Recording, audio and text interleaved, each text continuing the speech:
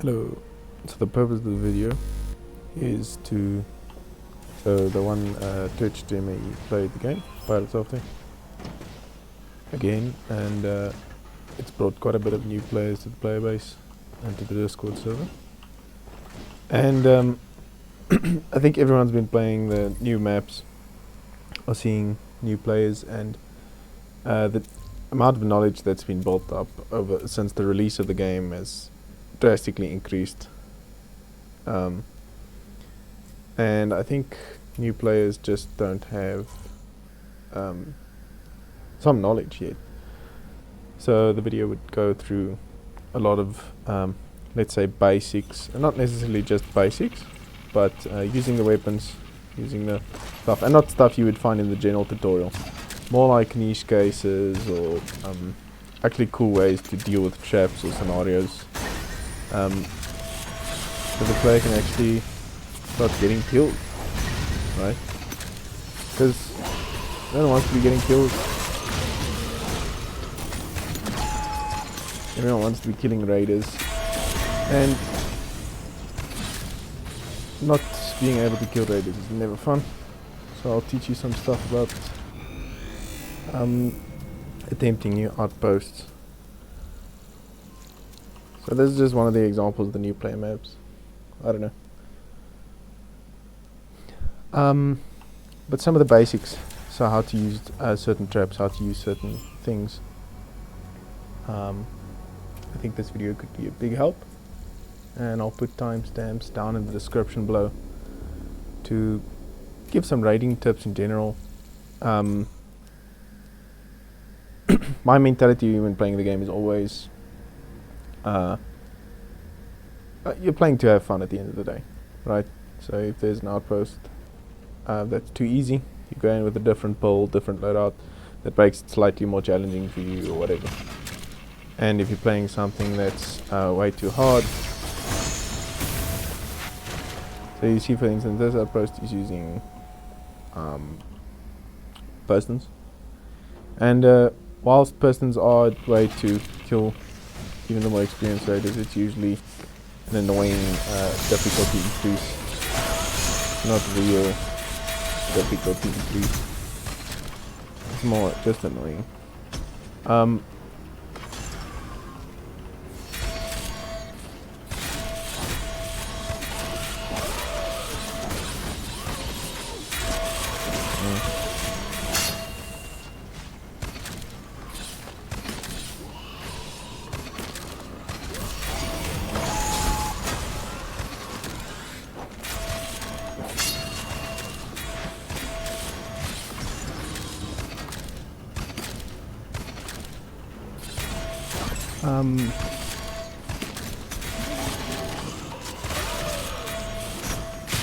In general, the way to beat most outposts is either by going fast enough,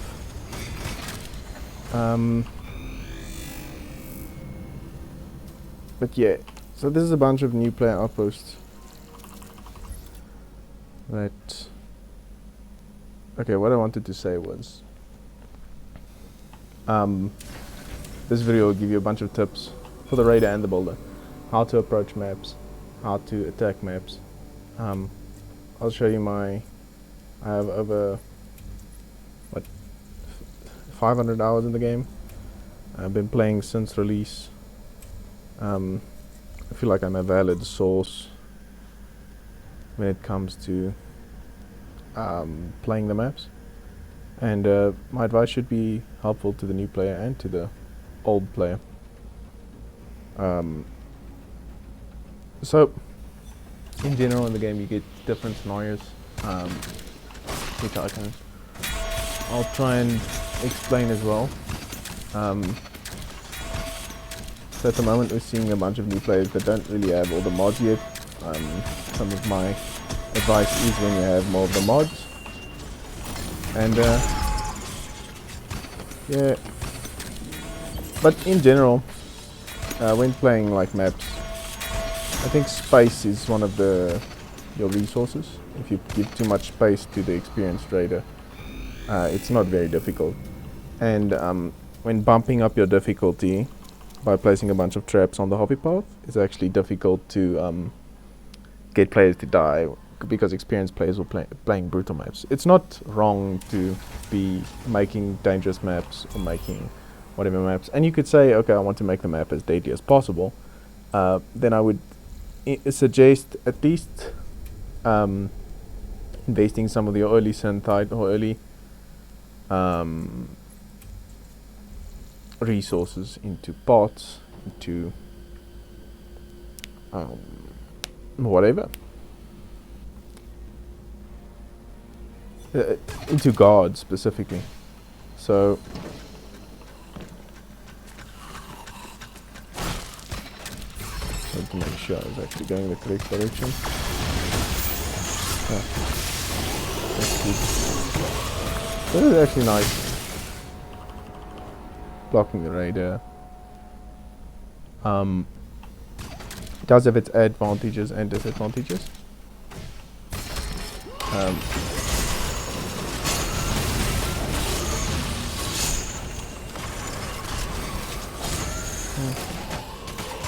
Number 8. Harvey Park.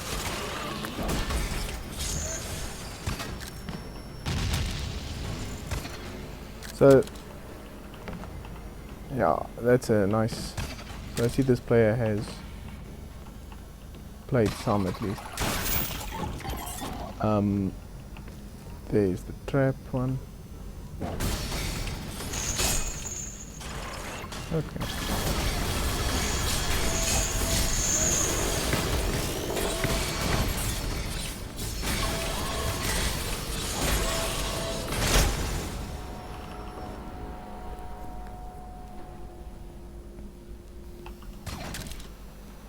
There's some nice place building. So usually when, because we're trying to have fun in the game in general, I would recommend,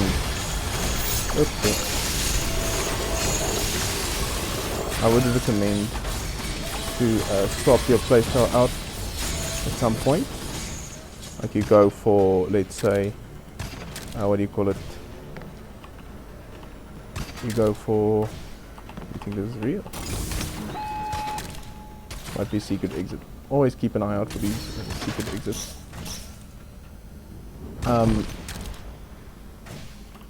But what I mean is, sometimes you could. That's a nice map for early play.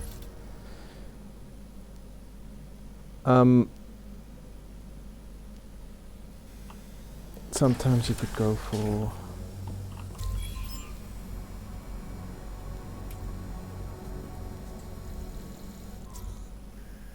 I'm bugging.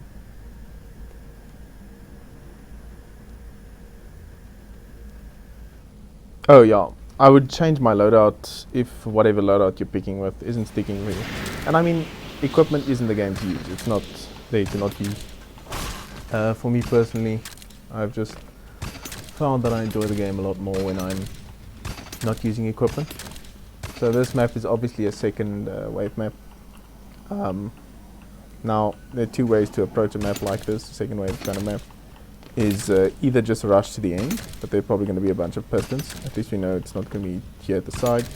And we'll probably just survive all these Warmongers and probably flame traps on the walls. So the Warmongers are going to come from here, which is probably going to be a major weak point for the map. So this is a good example.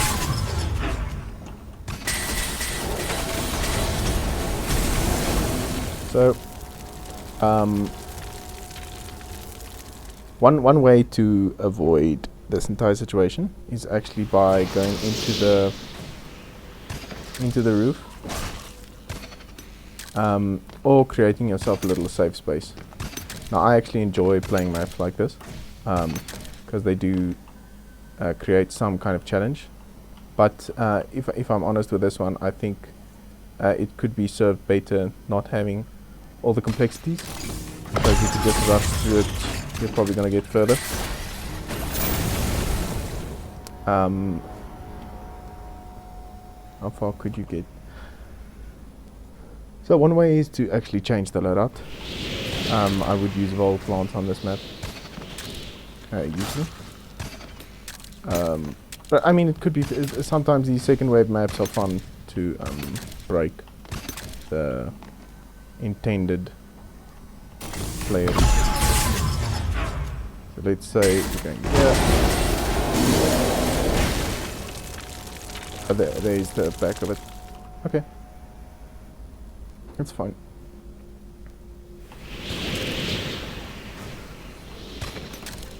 And my general opinion is, I don't really care if I die a lot of map. I'll die a lot of times. At the end of the day, if you're dying, you're learning. And if you're learning, there you go. That's my opinion. So,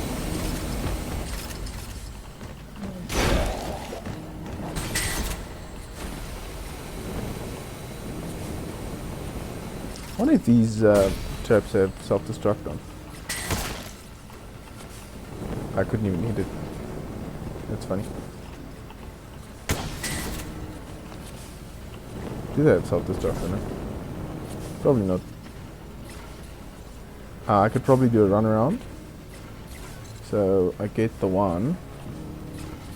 Then...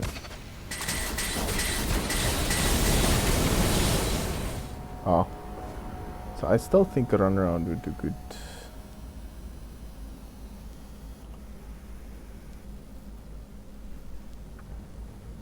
Obviously equipment here, or even a grenade launcher trap, the grenade launcher would be amazing.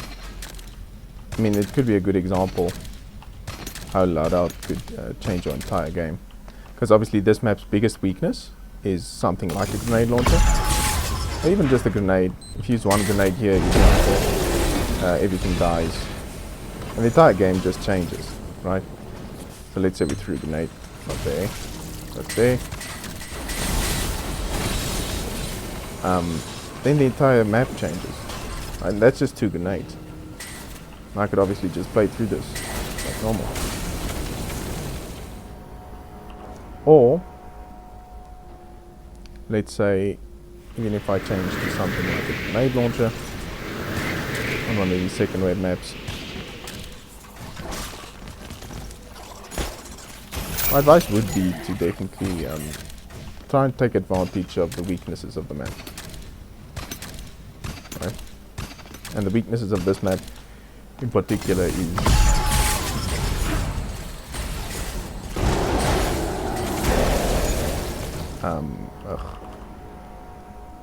well, me being mad.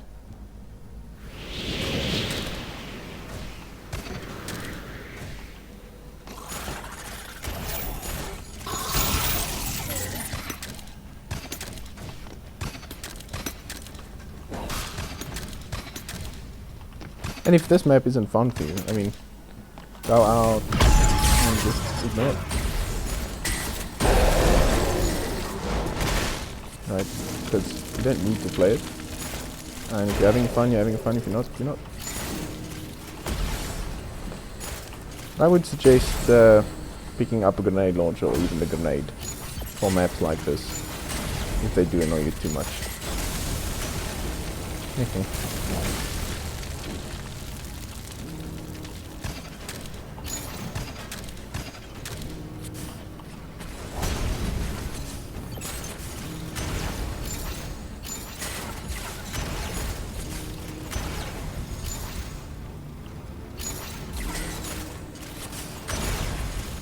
And this is exactly why the grenade launcher was put into the game, for these kind of scenarios and maps and whatever. To prevent this experience for any player.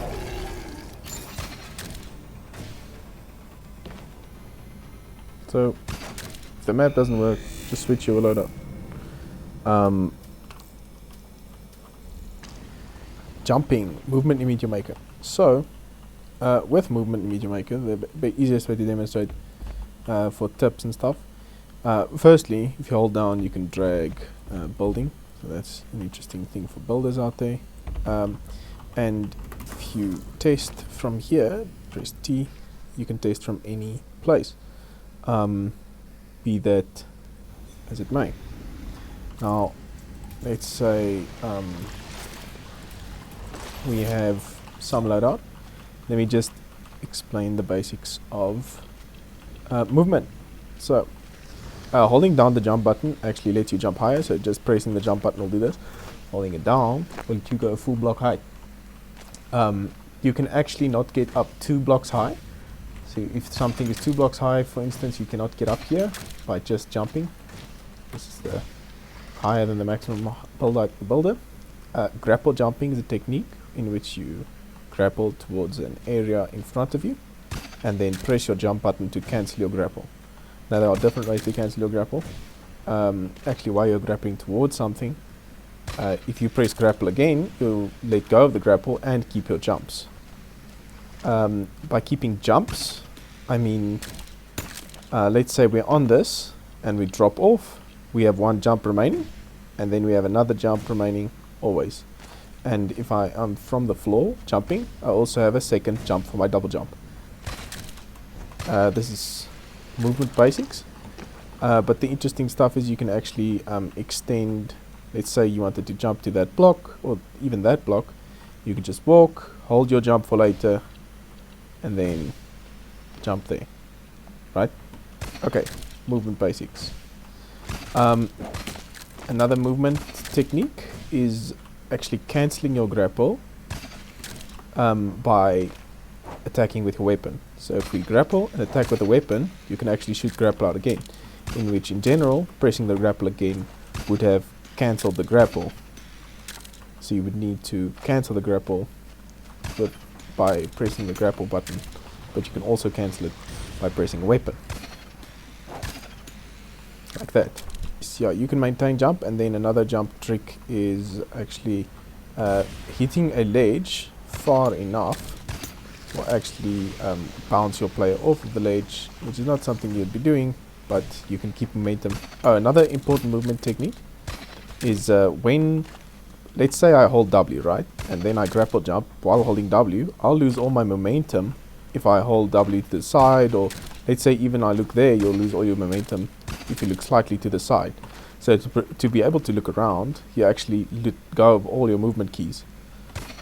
So you can look around whilst actually moving at maximum momentum because of not holding down any movement keys. But as soon as you touch a movement key, you'll lose all your momentum. As soon as you touch a movement key in the direction that you're not moving in. Okay. So we're outside of his maximum range. As soon as we enter a guard's maximum range, he'll go into an aware mode.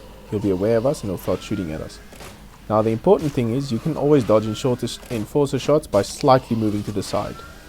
With any guard in Meteor Maker, they shoot to where your character is. So if you're just moving in a direction that is perpendicular to the direction he's firing in, you'll actually he'll just miss you because you're actually moving. But if you move towards a guard, he'll die.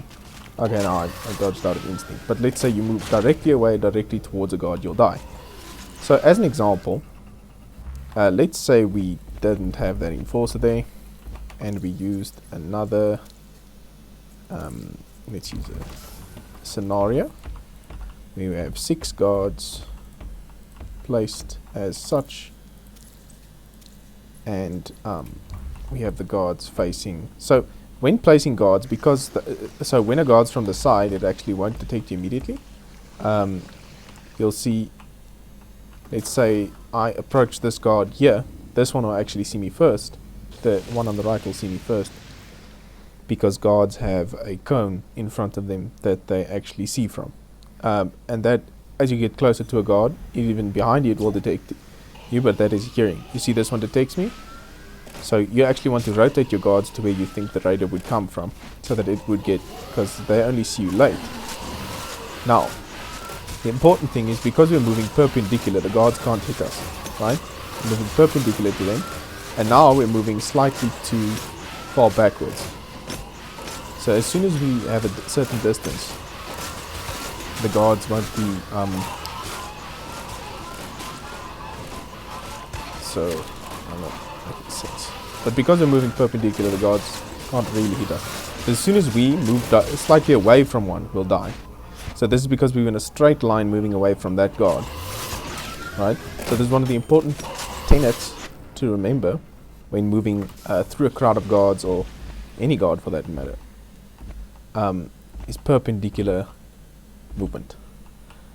Now, the Enforcer, as we know, if it has armor on, you can hit it in its legs because there's no armor on its legs, and you can hit it in its head because there's no armor on its head. Now, one of the things that happens if I demonstrate,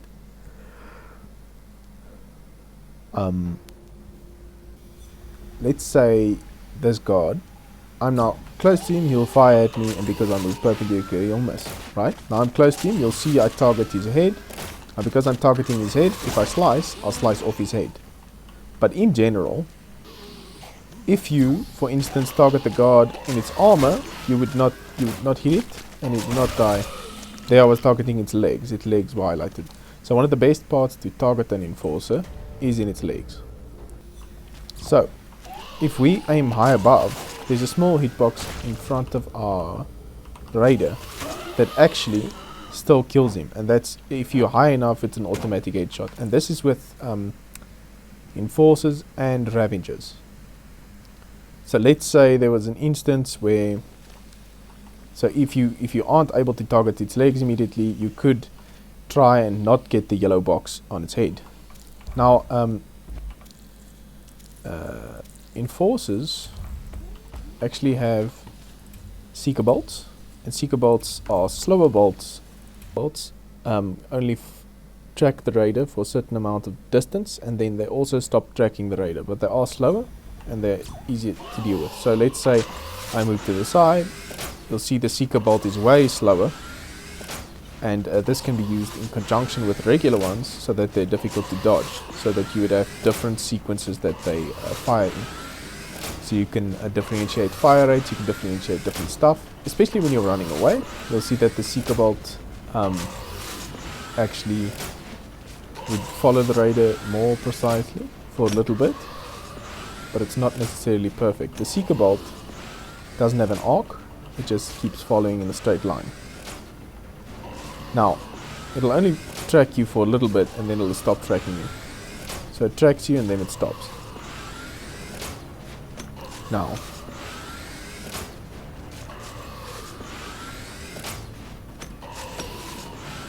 the interesting thing about Enforcers are they very easily kill each other. So even if you have them in a long line, they'll actually kill each other very easily. Let's see. So this can actually be used against them. Let's first use one. Ravengers have a shotgun attached to their arm, and they have a maximum range. So they would try to get close to the Raider, and if they're no longer able to get close to the Raider, they would fire their shot. So they would rather get close to the Raider than actually firing a shot. So even if it sees me, it'll run close and try to get in close range and then fire its shot. So, Ravager bolts are faster, but they follow the same principles. So it'll always try and get closer. Now, let's say, for instance, the Ravager was stuck in a certain area.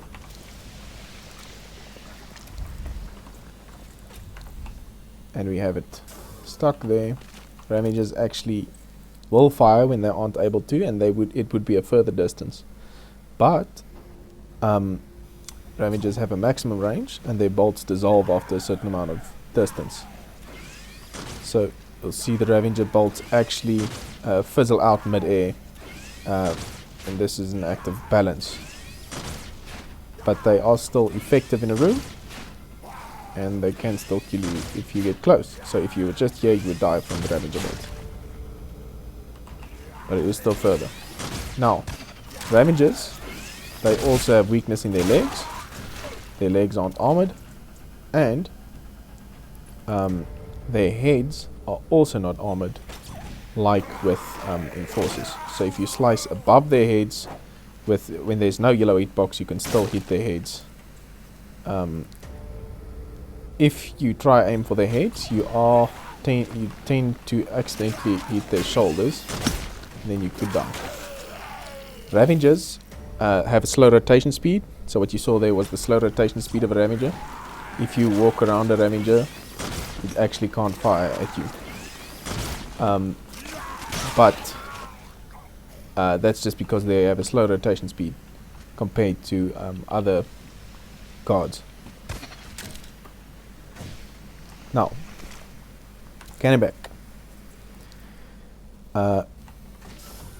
Canonback is actually an interesting guard in the sense that it's very difficult to target with a sword. It has armored legs, and usually if you aim for its head, it's usually also armored. So if we test from here, you'll see Canonbacks are very difficult to target with a sword.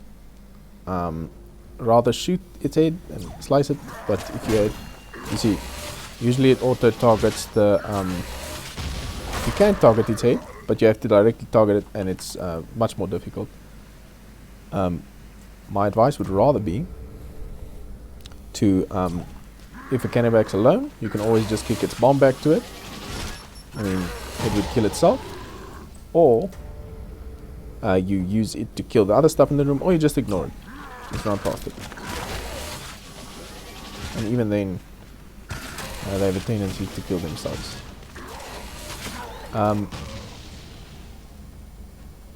Canonbacks are useful in chokes and in other scenarios, and the scenarios will be explained later in the video. I think about the Canonback, which I did not show, but I'll show now. So, if you any bomb in the game, for that matter, can be sliced with the sword, and the same is true for the Ravengers. Any projectile in the game can be sliced with Fury's Edge. You can actually slice the sword and still parry it, the bomb. And this counts for bombs that are on the floor as well. So even if it's right there, if I actually hit it, it would still die. So if I sliced it there, even after it landed, you can still kill it. Okay.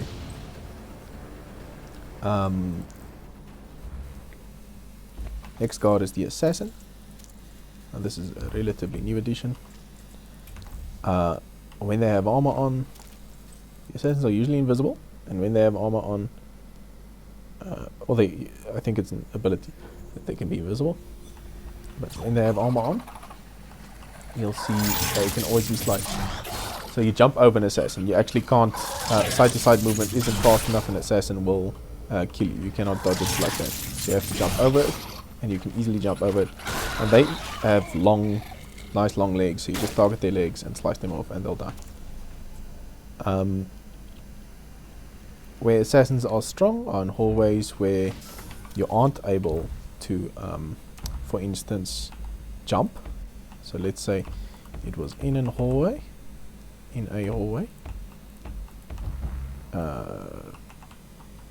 Let's say this was the hallway. Test them here. If you aren't able to jump, you actually cannot avoid the Assassin, and they're very good on ramps. So we cannot avoid the Assassin because we can't jump high enough. Like here we can't actually jump high enough.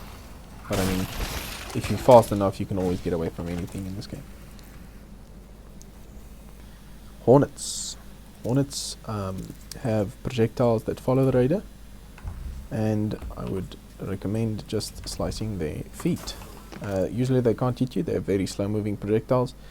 They'll only randomly get you in a large room where their projectile will still be in the air long after they fired, because it's that slow. It's actually extremely slow, but you have to keep moving. If you ever stand still, it will probably come for you. So let's say I moved, it will still follow me and it would have kept me there. So it'll only track you for a certain bit, and then it will also stop tracking. My advice with Hornets is slice their legs. You can't slice their bodies usually. And my other advice is, if a Hornet's in the air like this, to not directly go to it or parry its shot. Now let's say for some reason, okay, you can also lean in this game. So for some reason the Hornet's in the air. Now we have to hit the Hornet. If you just grapple towards it, you'll probably die. right? Because you're going directly towards its shot. My advice would be either time out the shot,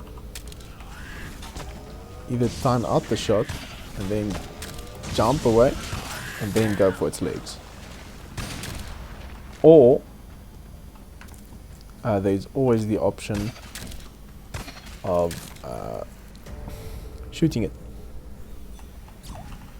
So if the Hornet's in the air and you don't want it to be there, you just shoot it and it'll come right now.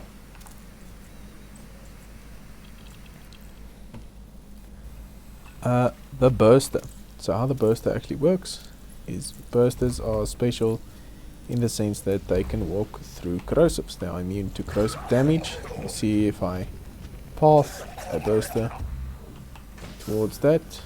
No guard can usually see through a corrosive. I don't think bursters can, but if you give them bloodlust, they'll be able to hide in the corrosives, and they'll come out of the corrosives when you kill something else.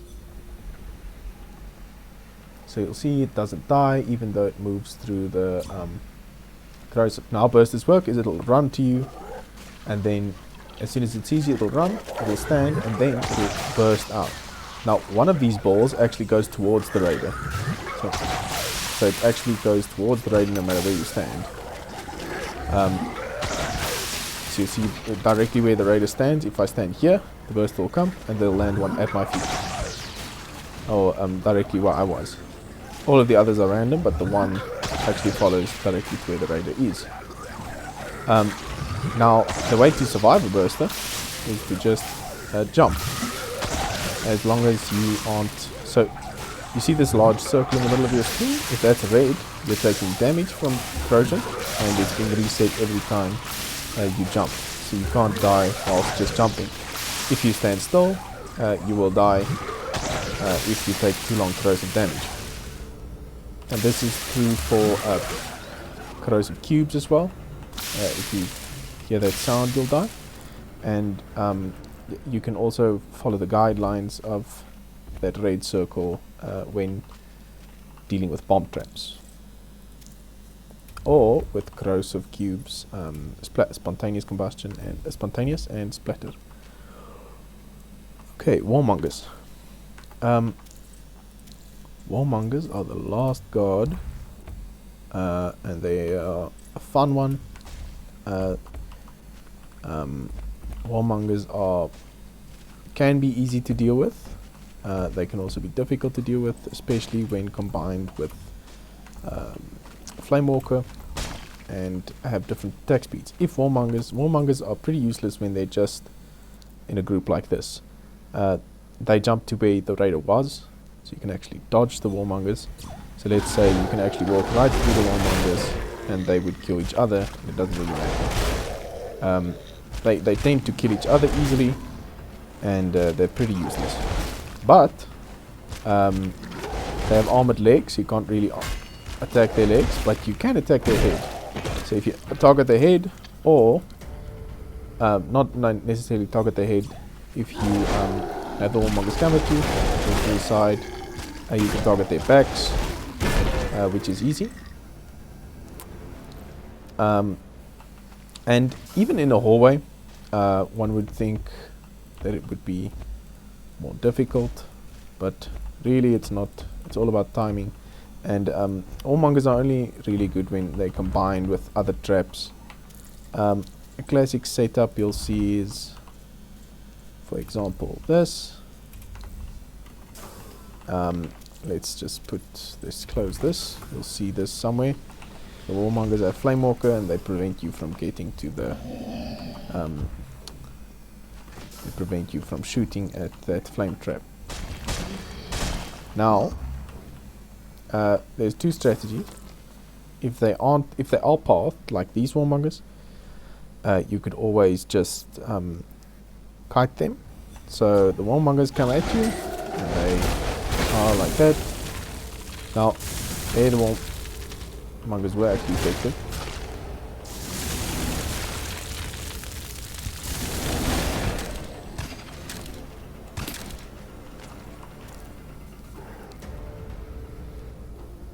So a classic setup you'll see is a setup like this one, and the Warmongers are like that. and they'll be blocking this hallway. When Warmongers have Flame Walker like this, if we say, for instance, if we say test from here, they'll path, they'll be in position, and they'll actually prevent me from, if I have a Vault Lancer for instance, they'll prevent me from firing at that flame trap.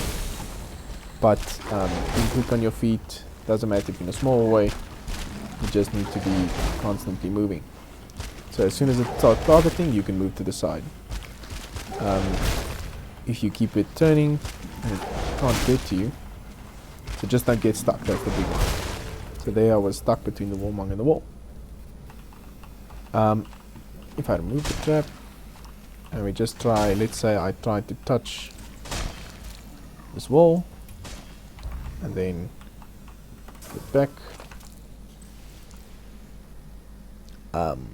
you would, for instance, so even in a long hallway like this, you could move through them like that. And even on the way back, they'll pick up, and you can just move out. The first trap we'll be looking at is actually the Death Piston. The Death Piston. And the Death Piston is very good in conjunction with flame traps. Let's say you put blockade on a Death Piston. You would see that. And let's put pulverize on another. I think every raider has experienced this. Where you would want to shoot the flame trap, but you can't really shoot the flame trap because of the Death Pistons in the way. And the flame trap would either kill you or prevent you from going in that hallway and eat enough shots. And usually this is a tight hallway with, let's say, a Canonback or a guard or whatever.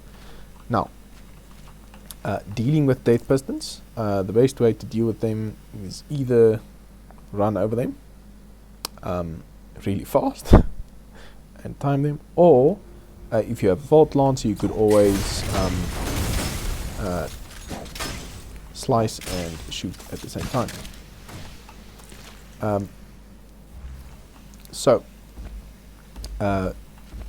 One of the big things about Death Pistons, the best situations they're used for, is when they can't really be seen or when they aren't easily accessed. One of the examples, let's make an example, is when a Death Piston is placed like this and it has Burning Piston and Pulverize on, or when a Death Piston is around a corner like this, or even if it's around a corner like this. So let's say I wanted to move here. This was where I was going. Here would be another Death Piston over here with Pulverize on. So I entered the room, whatever room this was. It's actually difficult to target the Death Piston beneath me, because if I just target the Death Piston, it'll actually pull me into this block and I wouldn't be able to slice the Death Piston. So if you just want to get past this, you can't actually get past it, because instantly as you touch it, because it has Burning Piston on, you'll die. So if there are Canonbacks or something in this room, it's a big barrier for me to get past. Even if I slice like that, it doesn't really die. So it's annoying. It forces me to walk over and look all the way down, but that opens me up for dying to whatever other trap the Raiders concocted. We all know that as soon as you picked up the chain mat, for some reason there's a second wave piston around the corner and it gets you as you pass quickly. One of the toughest ones to attack is actually this kind of piston, because getting past it quickly is usually, even if you try to slice it as soon as you get there, it has a slightly better reaction time than you, or you just get unlucky. One of the ways that you could prevent from being, let's say for instance this one, if we say test again from here, if you were in a situation where you could actually get closer to it and not target it, and not get targeted towards it, you would actually kill it, because you don't actually get pulled into it. So if we say test from here, so if the sword, because it does damage slightly in front of you, if you have the red crosshair, you'll not kill it, it won't die, because you'll get pulled towards it. But if it doesn't know you actually want to kill it, and there's no red crosshair, you can actually kill the piston outright, because there's a small hitbox that actually kills the sword. Where you get pulled towards it was actually to help console players, but it made the game unplayable in a lot of scenarios. But that's just how the game is. So, Death Blossoms can be used in several different ways. So, Death Blossoms actually release 2 bombs if they have no mods on, and these 2 bombs, if the Death Piston dies, will they'll get destroyed along with the Death Piston, the Death Blossom. So, but you can have a mod on that keeps them alive after death. So, with the Death Blossom, you actually close all of the sides that you don't want the bombs to come out, and it'll actually produce bombs only in the specific areas that are open. So it produces 2, and then it will produce more. And bombs stop as soon as they hit an object like this, and they'll go out 2 blocks if they don't hit an object. Now, with these Death Blossom bombs, you can actually slice them, and they'll die. They won't do anything to you. But if you run into them, you'll die. They are actually, you can't even grapple through them on full speed, you'll just die. So let's say I was here, you actually can't get past fast enough. But if you take a step towards it, you can actually activate it by going close and then immediately stepping back. One of the key ways to actually kill, one of the fun ways to kill Death Blossoms is as you walk near the Death Blossom, and it'll actually self-destruct. Now, the cool thing about this is this one now has where it does that. But if you have independence that the bombs don't self-destruct, let's just give it the fast, no, not too extra floating mines, overdrive. So now there's independence, and it has so there's independence. So if it dies, it actually won't kill these bombs or stay alive, right?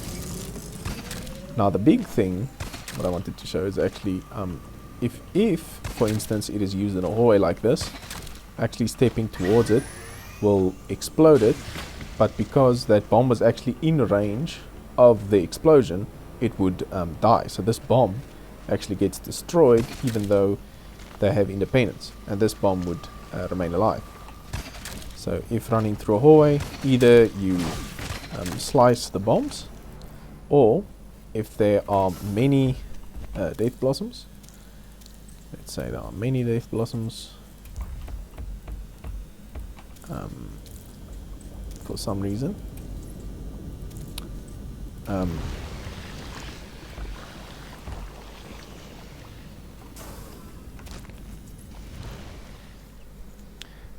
if there are many Death Blossoms, one of the best weapons versus a base that has a lot of Death Blossoms in is actually the Volcanic Plasma Bow, because Plasma Bows actually kill Death Blossom bombs.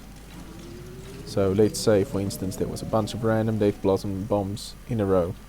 I could actually come through as a raider and just all of them at the same time. But you could also just do that.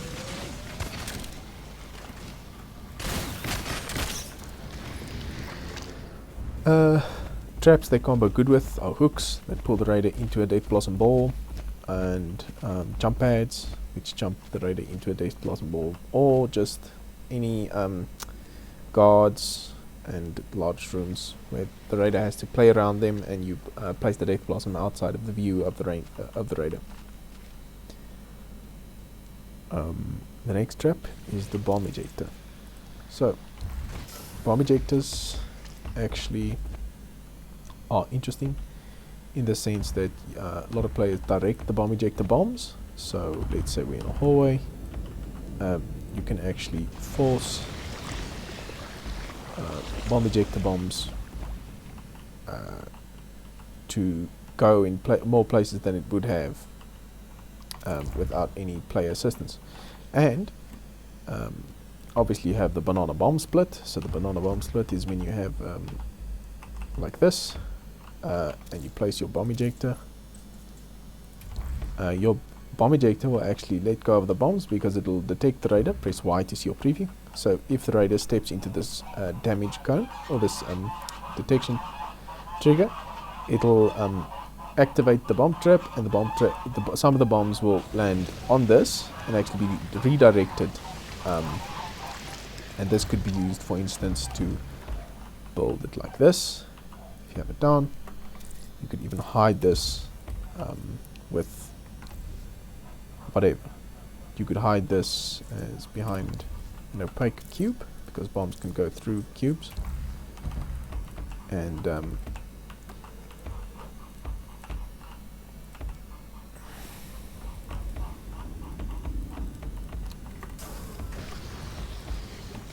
okay. So let's say, for instance, the raider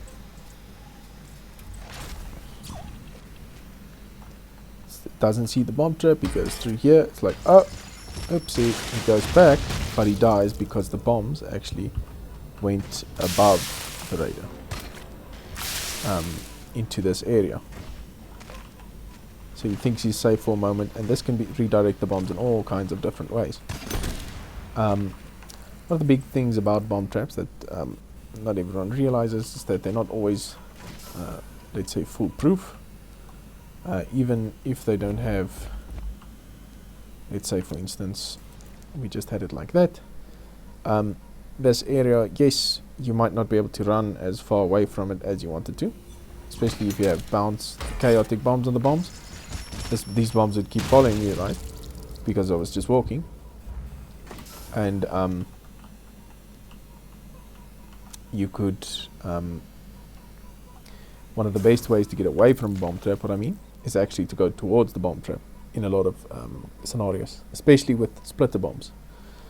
So let's say I didn't see the bomb trap, I was in this hallway. Oh, okay. If I go directly towards it, usually you survive, even if it was in a hallway, because bombs usually fall down.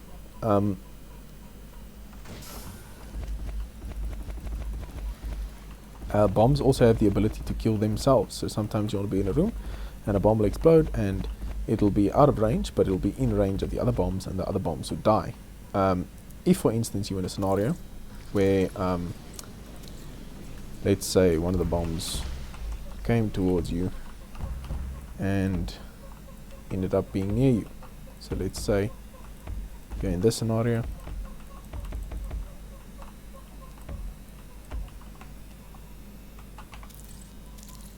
Let's say in this scenario, and you have chaos bombs on that trap. Now I wouldn't recommend this, but if you're going to die anyways, you die anyways. Now you see that bomb trap, you're like, oh no, now they're coming for you.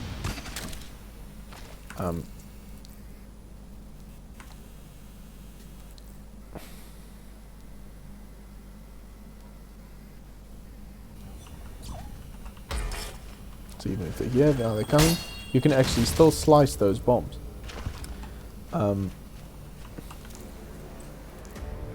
So sometimes you'll be in a room and there'll be only one bomb that actually goes towards you, because they'll sometimes get split. You can sometimes survive by slicing a bomb. Not that that was a good example, but that is something. So if you're like stuck in a room, in a corner, but I mean, even in this scenario, right? If a bomb trap's placed like that, it might look powerful, but if it's not in conjunction with another trap, you could probably just run towards these bombs and survive. Right? In this corner, because I was here, you survive. Bombs usually, but you can also kick bombs, so be careful when kicking bombs. The hook. The hook is a interesting thing in Jamaica. Hooks are good, especially when they have quick launch on. It's difficult for the raider to, if the raider, let's say for instance, this was the exit of this room, and that was where he had to go, and he didn't necessarily immediately know it. If ever the raider gets delayed, the hook will catch him. The hook will catch him. So you're going here, the hook will actually, okay, that was a bad example. So this hook was actually not placed nice. So it's actually better when you can have the hook in the direction that the raider would be going. So let's say the hook was, for instance, here with quick launch. It would actually easier catch you if that was your ending target. And that's always why you follow the principle test. So you keep testing your setup to see if it actually works. But let's say I was going here, that would actually catch me. Not necessarily always, but if you ever get delayed, let's say I had a guard here, or a trap here, or a piston here that prevented me from immediately going in and Ravengers at the back of this, this could be a very different setup, just because you got caught by rushing through the room. Hooks have benefits that are not necessarily rushing, just to prevent the rushing player. They can be used through, in let's say, a hallway. I think a lot of people have seen this setup, but hooks can target through. So let's say you, for instance, had a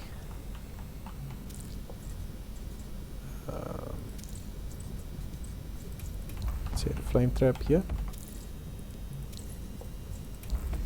Get a hook here. Hook had quick launch, and these were both opaque. Now the raider can't necessarily see in that area, and this could, instead of a bedrock, this could also be corrosives. Then if we test from here, let's say there's a piston hallway or something down this hallway, there's something of interest there, or like a trap or bomb trap at the end of it. Even if I walk through here, you think you might be safe, but that hood will actually come and get you through this thing. Now obviously this was not correct because it actually can't see me there, but if this wasn't there, it would probably see me, or if this one wasn't there. So let's say this wasn't there and you had something else there, like even this, and those were corrosives. You pass here, this looks safe, but it's not necessarily safe, because the hook actually, it makes you feel safe, gives you a sense of security because you can't see it, but it'll come get you through it. So let's say I ran through here, this hook will come and get me. I was too fast now, but let's say I ran through here, the hook will actually come and get me. Now, as long as the hook doesn't die, it'll keep firing. If the hook dies, there is a mod where it can die twice. If you slice it, it dies, and the trap deactivates.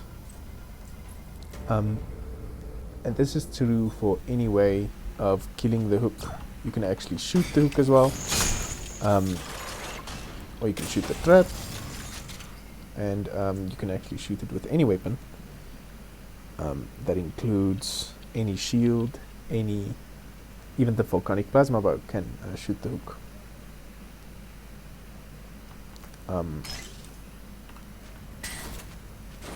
In the scenario you would be unsafe or something.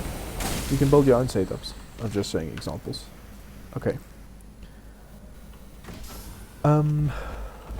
Hooks have maximum range,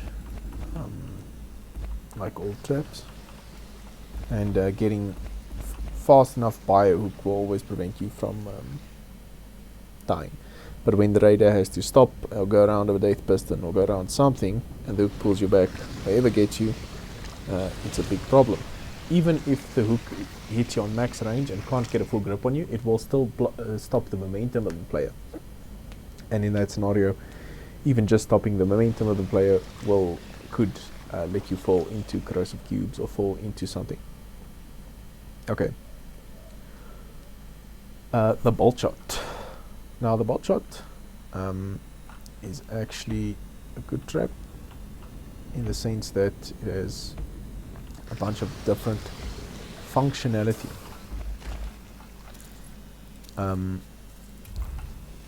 Boltshots have a long range, and if you put overshot on it, it'll actually have an even longer range, and it's actually pretty difficult to hit with a in a hallway like this with a Bolt Lancer. You actually have to aim pretty high up to get it still. It's a big arc.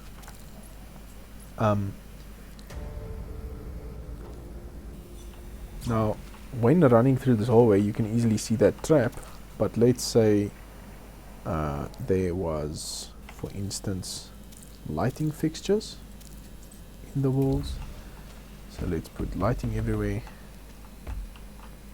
If you mess around with the lighting in a hallway like this, even some paint, some whatever, it could make it more difficult for the raider to see at the end of that hallway that there is a Boltshot there. Especially when you have more obscure paints, like say neon green, for example.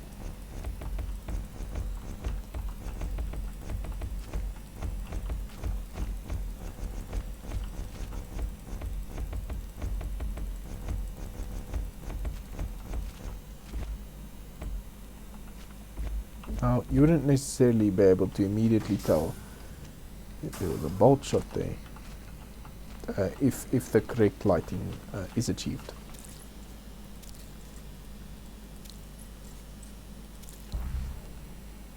Okay, so one of the other things Boltshots can do is they have Relentless.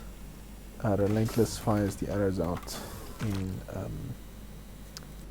a random order, not a random order. It's a specific order, but they're not fired out at the same time.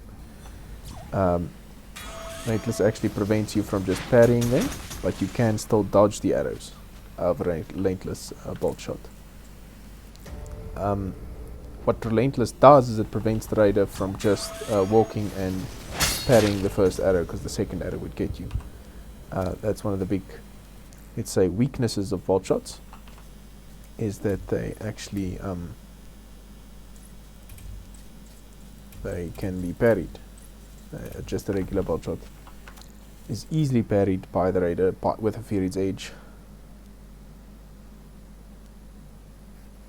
But when they're used smartly, you could have a different result. So let's say I was in this hallway, I could parry that always without fail. But you can't parry a Relentless Boltshot. So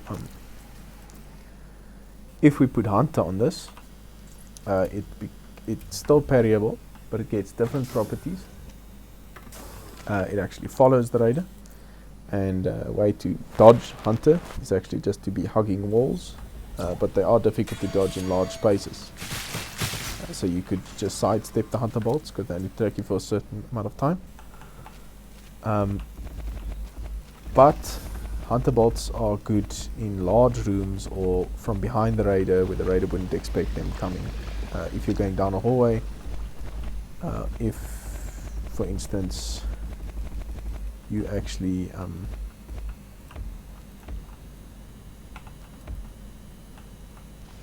at the end of the day, no trap in Meteor Maker is good on its own.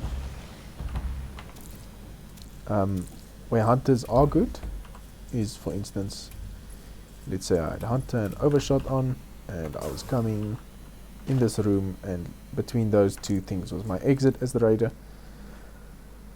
They would actually follow me slightly up, and especially if I stay in front of the bolts, staying like this actually makes it is difficult. That's where Hunters are good.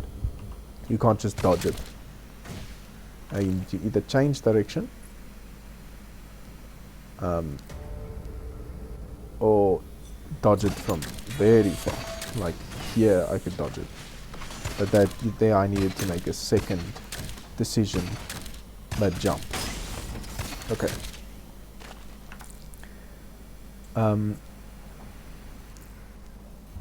Precision bolts are also good through tight areas. So let's say, for instance, there is a scenario where this corrosive cube exists, and let's say I was coming down the ramp, right? This area seems safe, but it's not really safe, but it seems safe, right? And over here I have a corrosive, and over here I have a corrosive. So now you just close this off, and boom.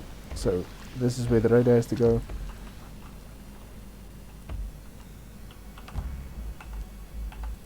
So no corrosive here. Let's say there's no corrosive here. I'm just coming down from here.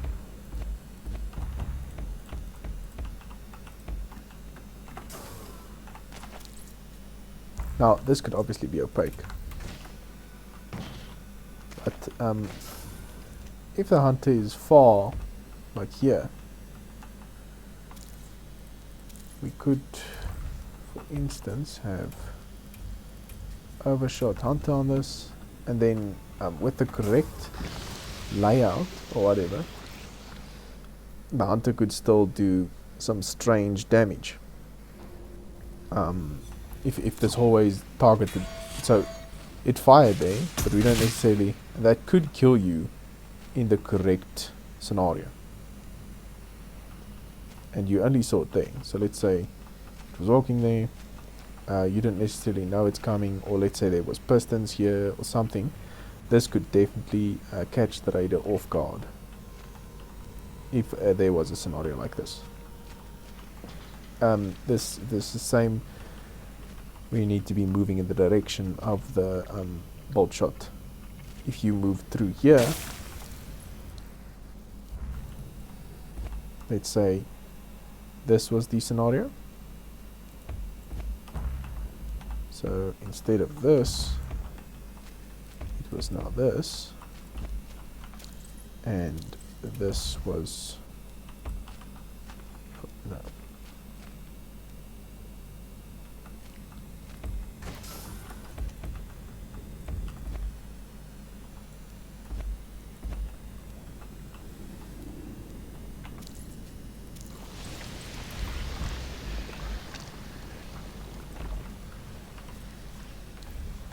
So let's say, for instance, this was the case. Now this hunter Boltshot is placed here. Hunter and overshot, whatever. Now, if we move down this hallway and we have to move to the right, this Boltshot might catch the radar off guard, especially if these are all opaques. You can't really see it actually. Okay, they missed me. But in a lot of scenarios it wouldn't miss. Opaque, opaque.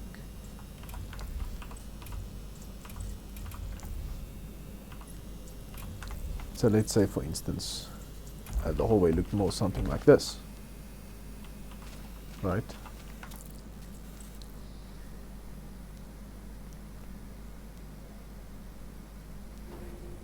So the hallway something like this. I see. Oh, okay. So I'm here, and it actually shoots me through those corrosives. But it targeted me back here. Even if it has Hunter and Relentless, it tends to miss the raider. They're slow, and they miss the raider if the raider knows they're coming. So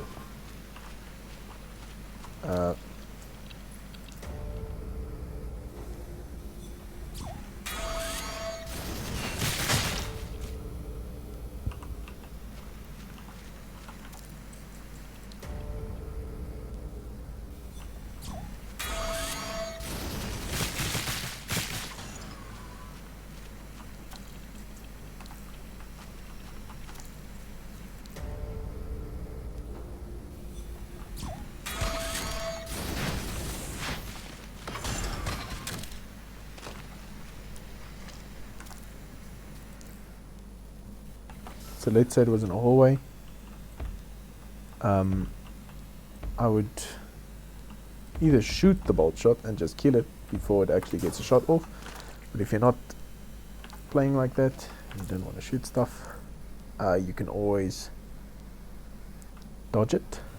So even in a hallway, if you hug the wall, you can actually just dodge side to side and it'll actually just miss you. So they're not actually that good at killing the raider in many scenarios. Regular relentless bolt shots are actually slightly better in my opinion than hunter relentless bolt shots. So the next trap is the jump pad. So jump pads are very good in scenarios where, for instance, you want the raider to be standing still. So if the raider ever comes to an area where he stands still, so let's say for instance there was something here and there was something to pull the raider's attention, like an enforcer or a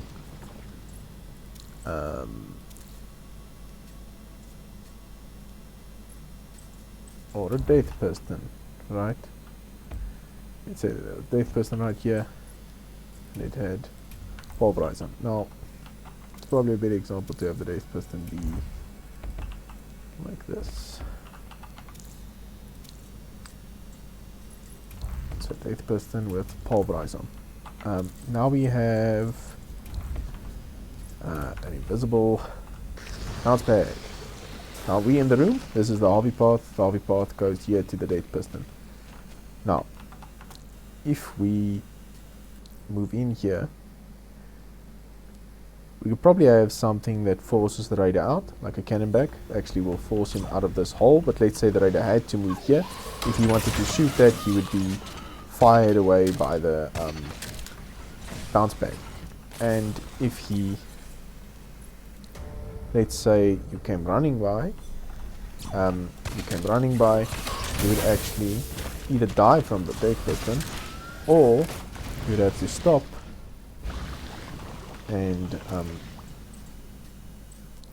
like if this is your first time in the room, your immediate reaction won't be to, you'll be like, oh what, and then oh no, right? And if you had a hook or flame trap or anything else activate simultaneously with this scenario, it'll actually be difficult to deal with that bounce pad.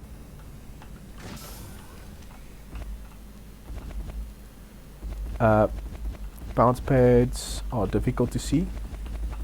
They have a lot of niche, not niche cases necessarily, but if they are in a hallway and for some reason you can get the raider to stand still in that hallway for even the slightest of a second, you could probably kill the raider.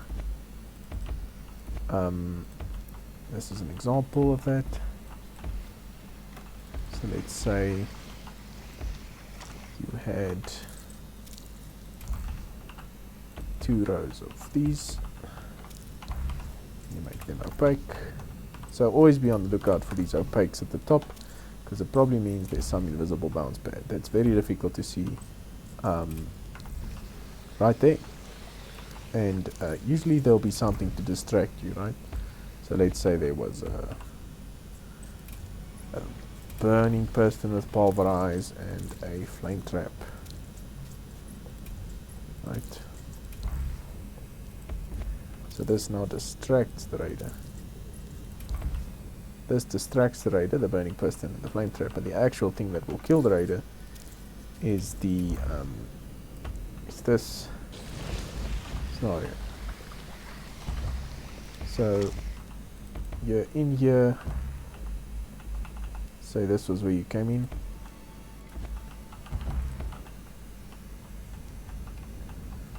Or even if you have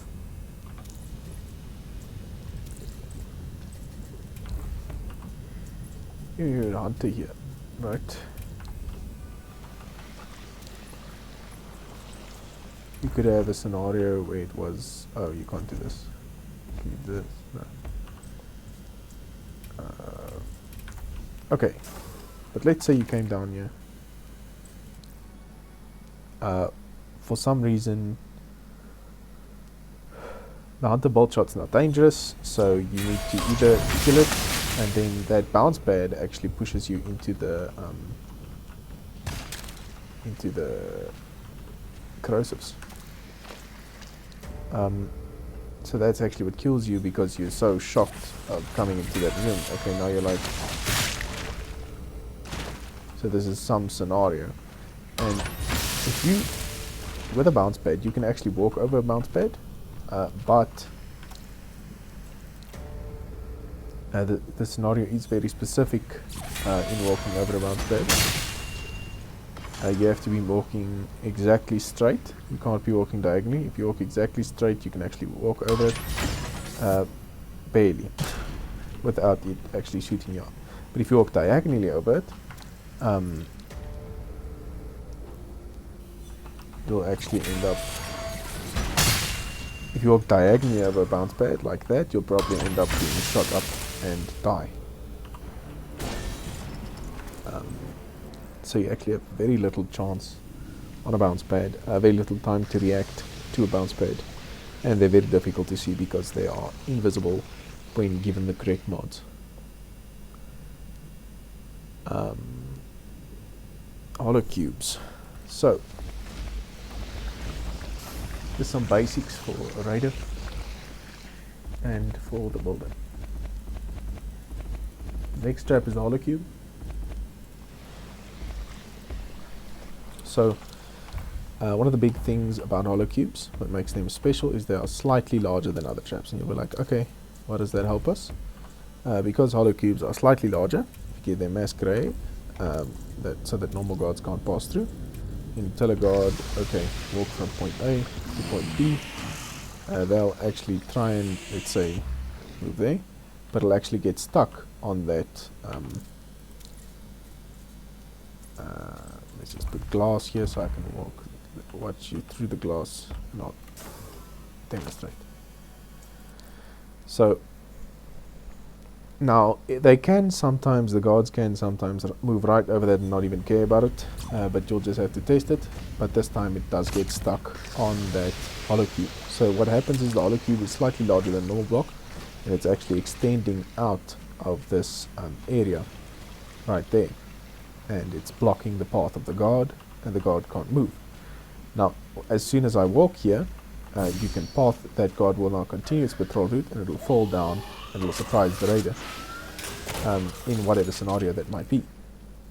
And that's actually how dead man switches work. If you give this guard dead man switch so that it explodes by itself, and you tell it to walk into the corrosives, it'll do just that. It'll walk into the corrosives and will... Now this is just an example, it's not a good setup, but it's an example setup to show how dead man switches work. So it will not do anything and then be like, oh, okay, and then it could fall down and explode you. Just the basic principle. Hollo Cubes are good in different situations as well. They hide traps, especially in bedrock. You can hide traps. Let's say trap was inside of this. Trap was inside of this. So you had an arrow trap here that would only activate as soon as you got in range of this Hollo Cube. Now Eagle Eye actually extends the range of the Hollo Cube, so it'll explode or it'll fizzle out as soon as I get into this hitbox. But if this thing had Hunter on, for instance, and if I had to go through that hole, you could simultaneously activate multiple traps, delaying the activation of a trap with the Hollo Cube, and I'll demonstrate that now. But let's say, for instance, I was here, and this would be maybe a surprise for a raider. What Hollo Cubes can help with is simultaneous activations, as I will explain now. So, with traps, sometimes you'll see that, let's say, I had a bomb trap. and a bomb trap. If I press Y, you'll see the path actually goes through this cube here. If I put a hollow cube here, it actually prevents the activation until I reach this part. So if I'm directly under this hollow, if I'm standing here, it won't activate yet, where usually it would have, right? But now, let's say for instance I had a trap there, just as an example. So let's say I had a bomb trap that was doing a split in a way that I obviously can't. There.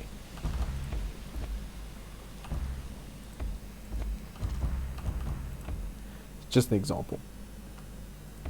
Right, so here's a, we build a small setup.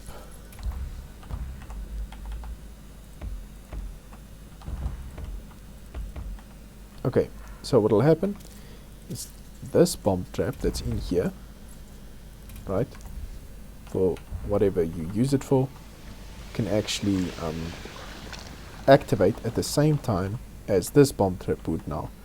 But usually, if this hollow wasn't there, they would activate at different times. But because the hollow is there, they would activate at exactly the same time. And because they're activating at exactly the same time, you can only kill one of the bomb traps at a time with your alt Lancer. So let's say I walked in here, and I'm here. No activations, no activations, no activations, and now both activate. So now that thing is activated, and now let's say bomb split through this or bomb split through that. But you can only shoot one at a time, and usually the raider won't react to both of them.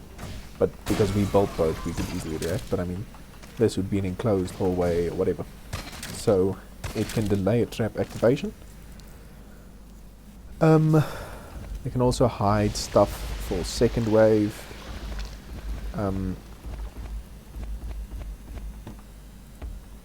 Oh yes, second wave can be important. Okay, yes, you can strip your outpost. So let's say, for instance, where's the chain mat on this map? Oh, there's the chain mat. Okay, so let's say, as an example, okay, so as a quick example, let's say for instance these are two hollow cubes. Hollow cubes can actually be used as a fake hobby path. So the actual hobby path goes around here, but you'll see Harvey walks towards the chain mat over the second wave hollows. Now if we pick up the chain mat, these two hollows actually now become hollow cubes because they're second wave hollows, and Harvey will follow his original path, but the raider might not know that. So you could spawn a trap for him or anything inside of this fake path, and you could do the same thing with corrosive cubes. Second wave corrosive cubes. X-trap is the plasma sentinel. Now plasma sentinels have been nerfed so much that they're not really powerful anymore, but they can still be spammed and are quite annoying to the raider. Plasma sentinels can also be parried. That is something to take note of. So let's say we walk into plasma sentinel range, all of them will fire at the same time, and you can actually just parry them with the Fury's Edge, and they won't be able to do anything.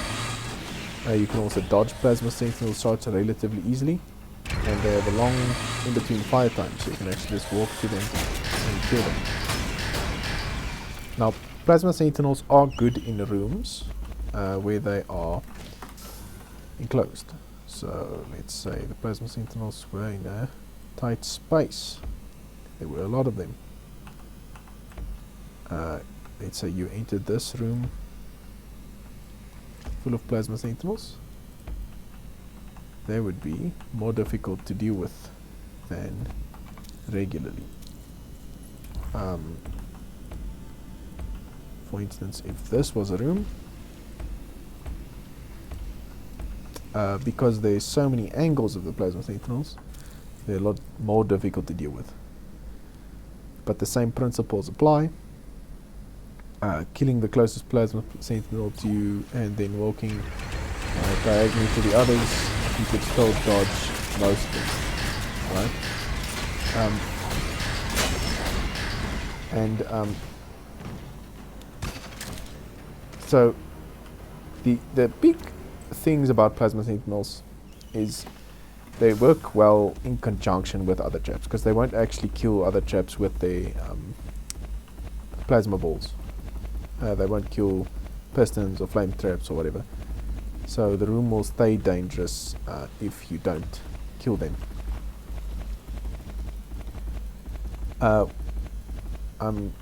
One way Plasma Sentinels can be used, that I saw a player named, I think it was Stone Troll, use them like that, and everyone has seen Stone Troll's anti-speedrun outposts, and they actually work quite well.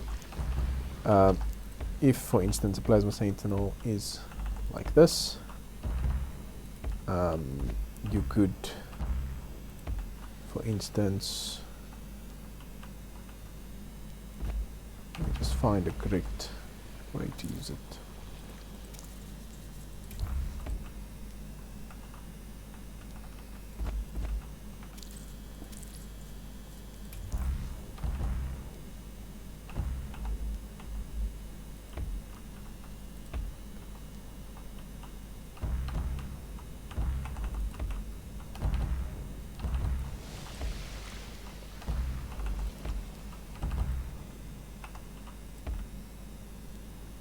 Now, let's say this was a busy hallway, right? This is not necessarily, there's not nothing here. There are bomb traps chasing you, there are other stuff here, and you're just running through here. And you know this is not the obby path because there's nothing there.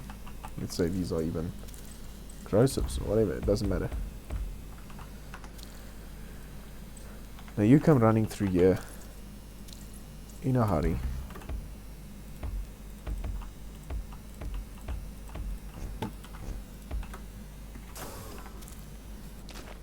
Now you come running through in a hurry, and you don't really care about this Plasma Sentinel.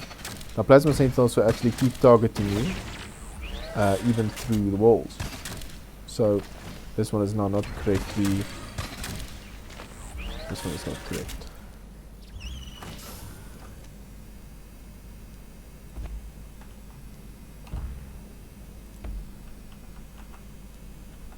Wonder if it's now correct. Might still not be.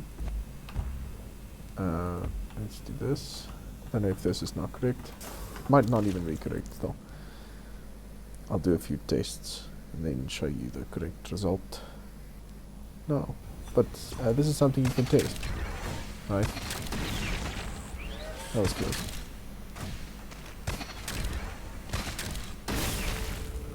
So you see this scenario where I came from here. So let's say I came speeding through here, grapple jumping, doing whatever. That could actually be a speedrun trap, the Plasma Sentinel, because they will keep their charge up even if they don't, and they'll retarget immediately as soon as they get close. So with Plasma Sentinel, if you are one block far, exactly one block far, you can actually just walk around them. But if you're within one block, you actually won't be able to dodge it, you'll just die. So it's exactly like a block far away. If you hug this wall, you can barely dodge it. That's the dodge distance. But being closer would put you in serious jeopardy of dying, because your hitbox is good. The Lazer Sentinel is interesting trap. It has some uses as... It has a few uses. You could use it in a room as an extra thing, because they fill up a room, but they are very destructive to the rooms that they're in. Or another cool way to be using Lazer Sentinels is to actually use them to specifically have a specific bounce path, for instance. So let's say there was a Lazer Sentinel here, we gave it burst beam and over amplify, right? This Lazer Sentinel would now target the radar as soon as he came by, and it would stop targeting on Corrosive Cube edge, and then it would directly target into that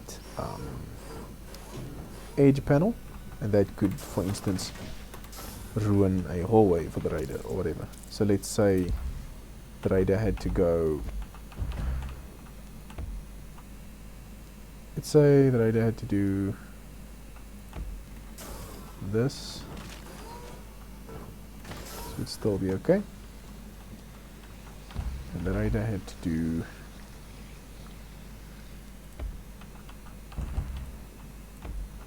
say this.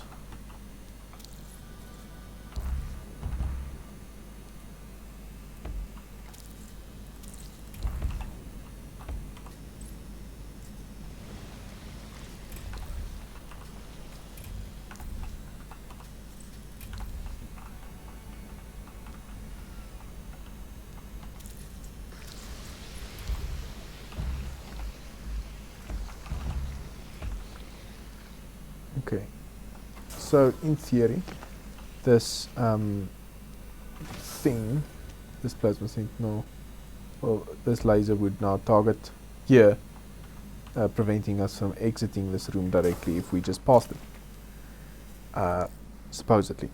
But lasers do have a max distance, but that's just one way to be using laser. Is let's say now I ran into this room, see that it would. Now obviously it went high because I was jumping, but if I wasn't jumping it actually goes too low. So lasers are slightly random. But I mean, if this room had a roof, right, if this entire room had a roof, might work slightly differently, or this whole wall could be corrosives even. You could do a bunch of stuff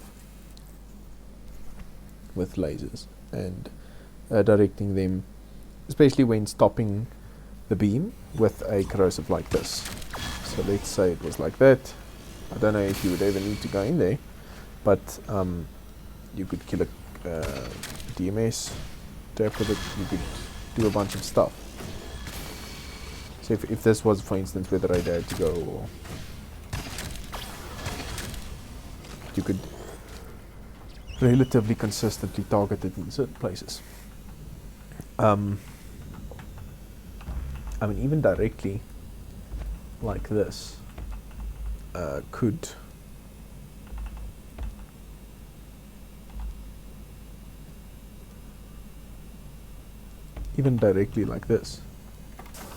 annoy the radar.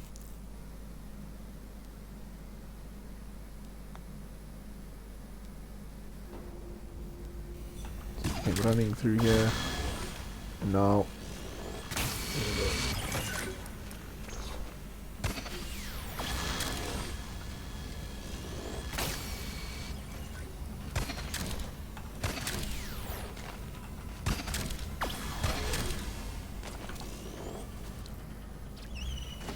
But there are different ways.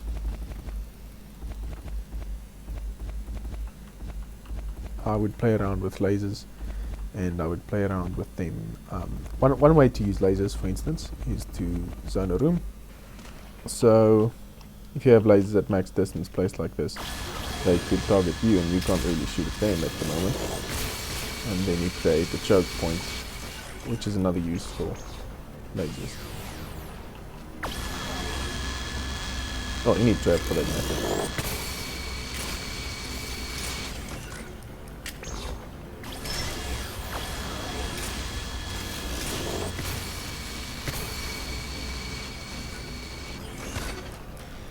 This is kind of not necessarily abusing the arc, but the raider can kill them if he's like here. But let's say you had a Canonback up there or something else, then you could actually prevent him from. So if he has a Canonback up there, you can actually prevent him from just camping in here. And it actually eats ammo, so he'll have to get up there and fetch his ammo. So if there's a room with Ravengers here or something, that prevents the raider from just existing here, then you can definitely kill the raider easily. Okay, the next trap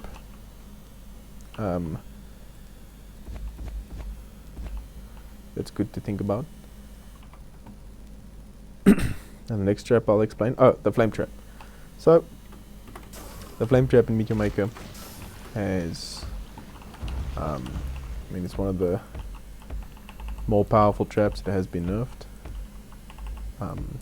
It doesn't instantly kill you anymore, but it's still strong.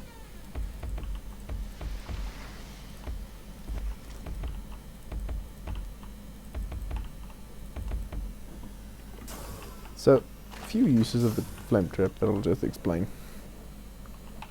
are scenarios where the flame trap can be annoying. Flame traps, one of the things that make them nice is they actually don't have depth, so they are flat, so you can place them like that, which means this doesn't need to be double. You can make a sort of ammo trap area. Let's say you're in a hallway or in something. So you're in a hallway.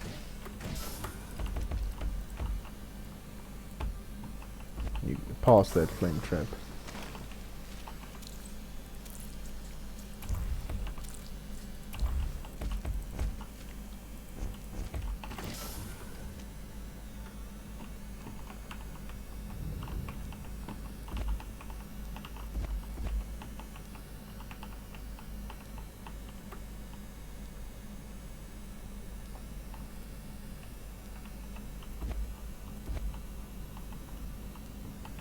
Okay, let me just go through an explanation of flame traps. Okay, so different scenarios in which the flame trap can be used are scenarios like the following. Where let's say pressures the raid in a hallway, you can't necessarily shoot that flame trap immediately. And it's difficult, let's say you shoot a bolt, right, because you can easily kill that. Actually doing this parkour is not the easiest thing for all raiders. So you would be quite constrained, and there I would have died if it wasn't open. So, because I actually wasted my jump there.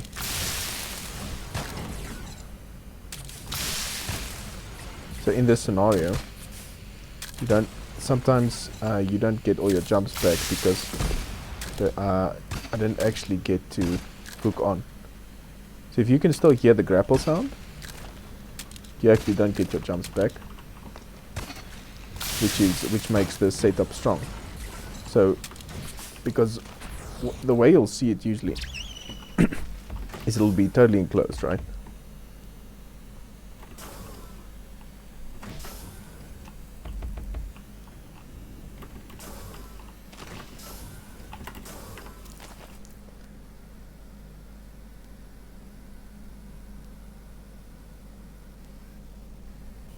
So now if you want your bolt,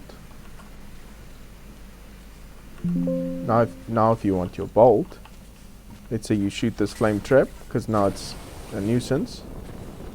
It prevents you from, let's say, exiting the room or whatever. Now if you want your bolt, you have to get in there, which is easy to get in, but not necessarily as easy to get out. So here, now I got it back. But if your grapple's still making that noise, so in this scenario, here I wouldn't get my jumps back. So you can't actually, I had my jumps because I never used my jumps. But let's say I jump. Now I don't have my jumps back yet, and I won't be able to jump whilst that is happening. So that's here if you actually lock onto the wall. As soon as you've locked in, your grapple starts making the noise. You actually have in the area. Okay, so flame traps can also shoot through pistons. Which is obvious to raiders, but not necessarily. And pistons also help you defend them. The other interesting thing that I just wanted to show about flame traps quickly is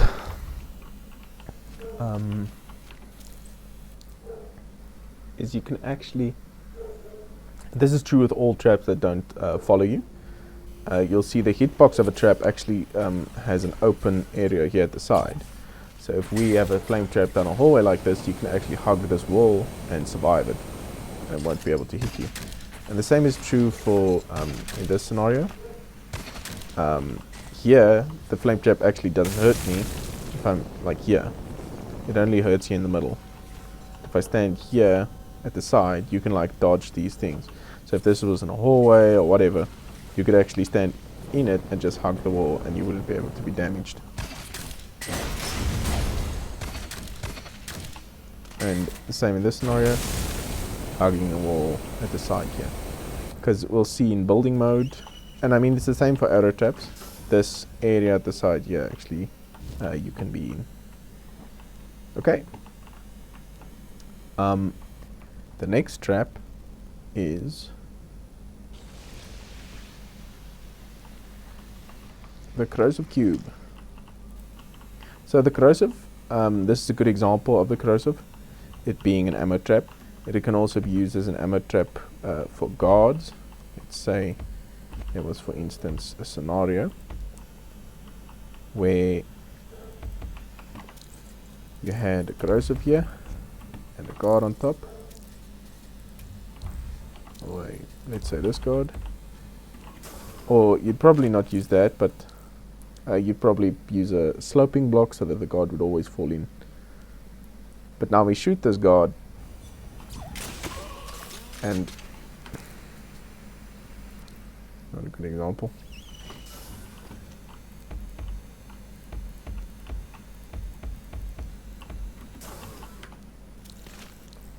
So Corrosive can also be used as ammo traps. So you use this, you shoot this guard, for instance, and if you want to get your ammo back, it's actually in the Corrosives there, which is not really possible to get back unless you want to die.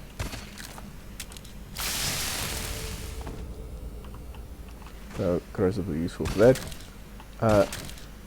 They're also useful for, as I showed with the hollows, second wave different paths.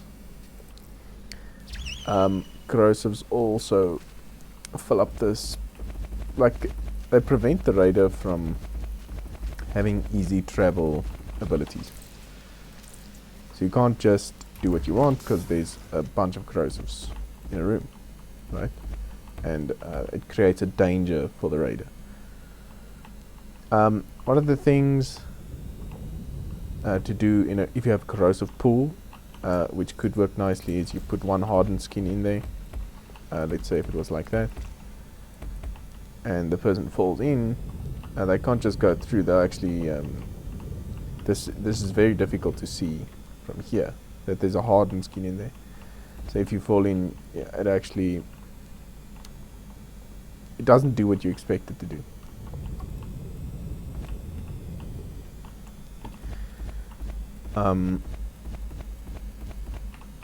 Other uses for Corrosives are obviously, let's say you had an area that the raider would be standing in, you put on spontaneous. So because Corrosives can be shot through, I showed with the arrow traps, and I showed with, because they can be shot through, they actually create these annoying areas. The same with the bomb ejectors. I think the bomb ejector is a good, the one where I showed there, it's a good example of what makes the Corrosive annoying. So let's say, for instance, this scenario where there was something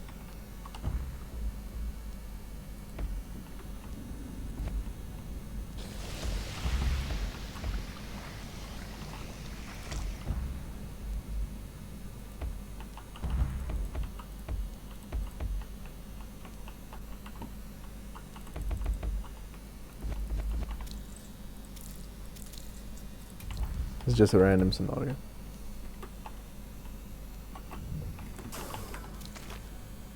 So if there was more in that room and not just a Canonback, it would be more dangerous, but I'll just show as an example that you could still surprise the raider. Let's say there was something, you saw this Canonback, you're like, oh no, okay, get out of the room. Okay. It'll actually, so either that happens, or let's say you run in, this ball shoots through the roof. It's not a good example.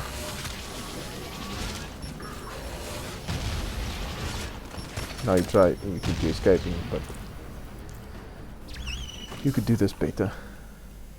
And you probably do this.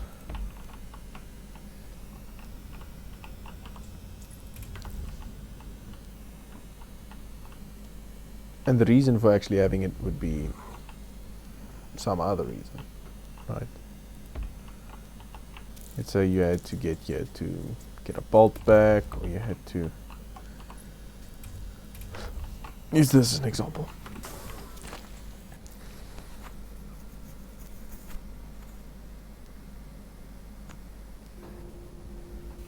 So, because this has spontaneous, you can't just stand here. It actually, like, it makes the raider uncomfortable. But this isn't a lot, so it's just one, so it's not really that big of a deal. But and now you got confused, and there's a cannonball going in there. But even in a scenario where you were up here for longer, let's say you did get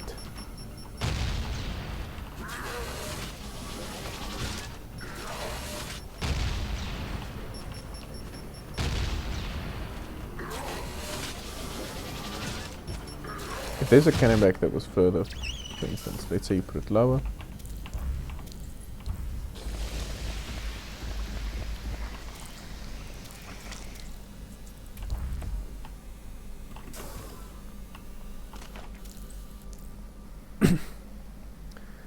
So let's say you enter this room now. Obviously, now it has to do with the arc. So you're like, oh, okay, and then, oh, okay, I'm escaping. You think you're safe, but you're not really, because the cannonball is right there. That's a better example, I think. So you thought you were safe, but you weren't really, because it fell right through the through this area, and that's just playing with the arc of the actual Canonback.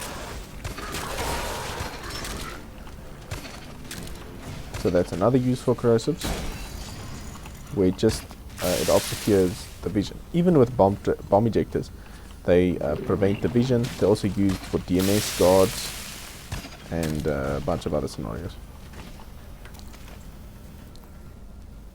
The other thing I just wanted to quickly show about corrosives is some examples of how deep you can fall. Okay.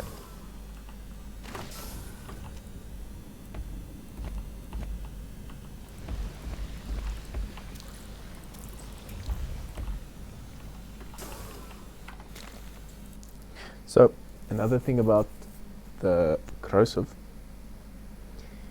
is how deep you can actually go. Okay, so let's say you can go through one corrosive easily, right? Two corrosives is too much for the raid. Is actually you can barely go through two now after the nerf. So you can actually go through two corrosive cubes with nothing, no enhancements, no nothing. And then three corrosives is too much. But two corrosives is only when you're going exactly straight. If you're going sideways, you actually don't really make it. Okay, that wasn't a proper example. See there, I went diagonally and I didn't make it.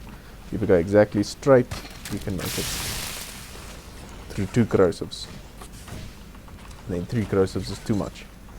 And the same applies when going and falling down through corrosives.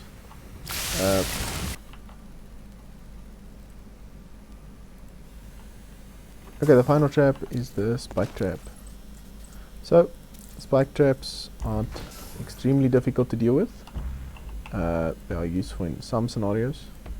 Let's say they're on, you probably have seen them. If they're in an area that Raider can't necessarily see. Some of the more common examples would be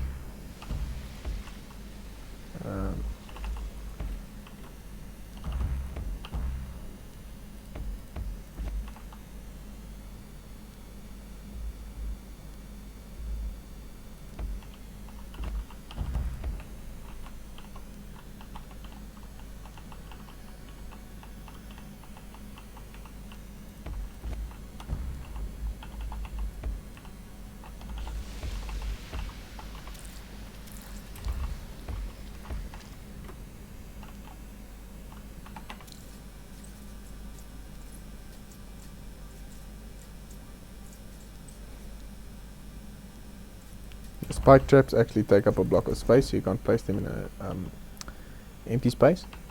But this would be a good place, or this, and then this is where the average raider would see them. I have seen some cool uses for spike traps, which I'll show now. But basically, let's say there was a trap up there, and you look up there, and you wouldn't see this spike trap necessarily. Spike traps actually take a while to activate, but same scenario here. If there was something here, stepping back would not always be ideal. Somewhere you think the raider would pause. If they pause, the spike trap will actually... I usually want something activating along with it, so that the red, which shows the notification, which shows on the raider screen, they can mistake it for not necessarily being from the spike trap or being from some other trap, like a flame trap up here or something else. This is yet again an area where you could use simultaneous activations to have the raider walk back into your spike trap. But spike traps aren't always that useful. One of the better places for spike traps are actually where they are more useful. So let's say we had a scenario where we were at the gen mat. So we're at the gen mat. You've probably seen this. This is some of the places where the raider can't really turn around. This is where the spike traps are most powerful. So you have the spike trap, and you put, let's say even on this one, you put blockade, and you put red hot, and this one you put self-destruct, this one you put self-destruct, and self-destruct. And you could even put blockade on some of them. So let's say you had DMS guards or something along with this. You actually put the raider in a strange situation. So either they can't move, right? They can't really. So they're in this situation now. They know, okay, either I'm going straight for the gen mat and then running out, or okay, obviously in this scenario we know what the icons are of the traps, but the average raider wouldn't have learned that. So they know, okay, killing this. Okay, you need to get through here. Okay, now I don't have time. Just an example. And obviously, I mean, you don't need to. Maybe you could do this.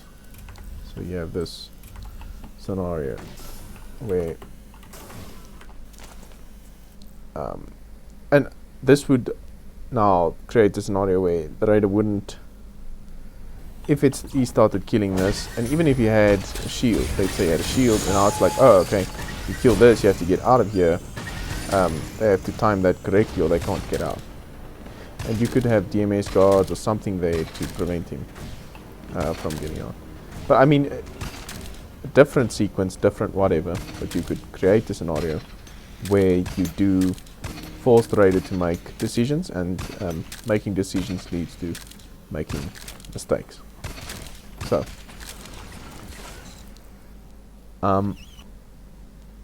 the first weapon is the Boltshot. Now, the Boltshot is basically the king of all weapons. You start with it as a default custodian.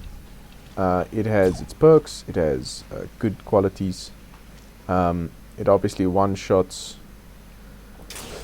guards in the flesh, and it has the ability to kill traps. It only has 3 arrows, and it has an extreme arc, but one of the things that the Lnacer does is it can actually destroy armor, and it one-shots on flesh. So let's say there's a Warmonger, you could still headshot Warmongers using the Lnacer. Also, yeah, so basically the thing about the Lnacer also is it basically doubles as a melee weapon for the experienced raider. Where you be in a scenario with Pistons, you can instantly shoot the Lnacer. You can also shoot Canonback bombs with it. always good. You can do this with anything, but you could shoot the bombs before they actually kill you sometimes.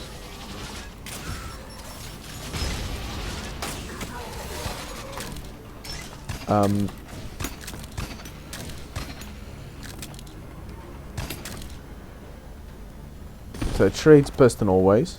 Let me just show an example of a piston always. So you can actually outrange any trap in the game. That was a, and it doubles as a melee weapon in scenarios like the following. It combos well with the Fury's Edge or the Arc Barrier. And oh yes, you can pick ammo up through walls, which is a good thing to think about when you're in a base.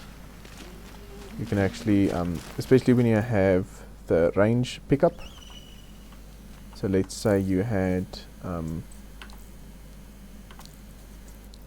if you had the loadout where you have pickup range, you can actually pick up ammo from quite a bit away.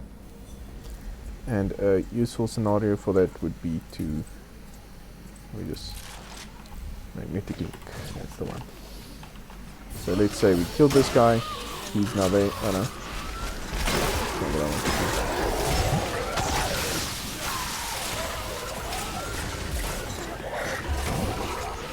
Okay, well, this is a good scenario. Now they're there, I'm afraid of them, I don't have any ammo. You can actually pick up your ammo through that wall and still continue fighting. And that's the same for but let's say for instance I shot that, I couldn't get to it. You could still, if you could find some place in the base, you could pick it up through that wall. If you could reconvene with it. Okay. The next weapon in the game is the plasma bow. Now the plasma bow is actually one of my personal favorite weapons. It only damages flesh, it doesn't damage traps, but it is highly accurate, has a lot of ammo, and is very powerful. So if you know where to hit, you can actually still shoot anything. Just aim for the head. Obviously I'm not very good at it, but if you aim for the head, you can still kill stuff.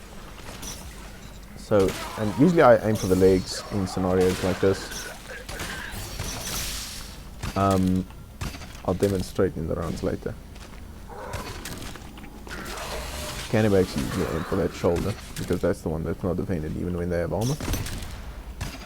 And it has a lot smaller arc, but obviously it can't kill traps.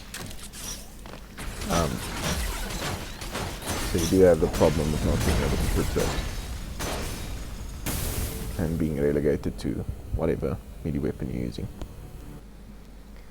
So the final thing about the plasma bow is I don't want it to show,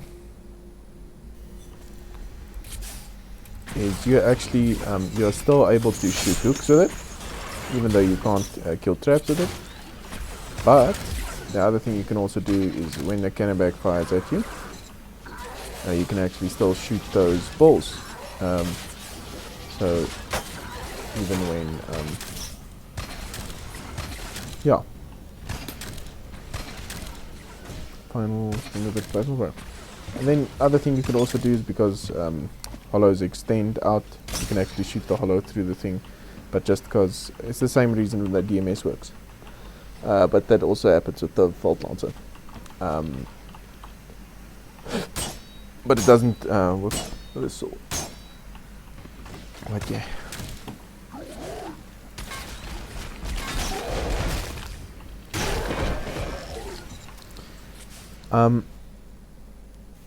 The next weapon is actually the Demo Cannon.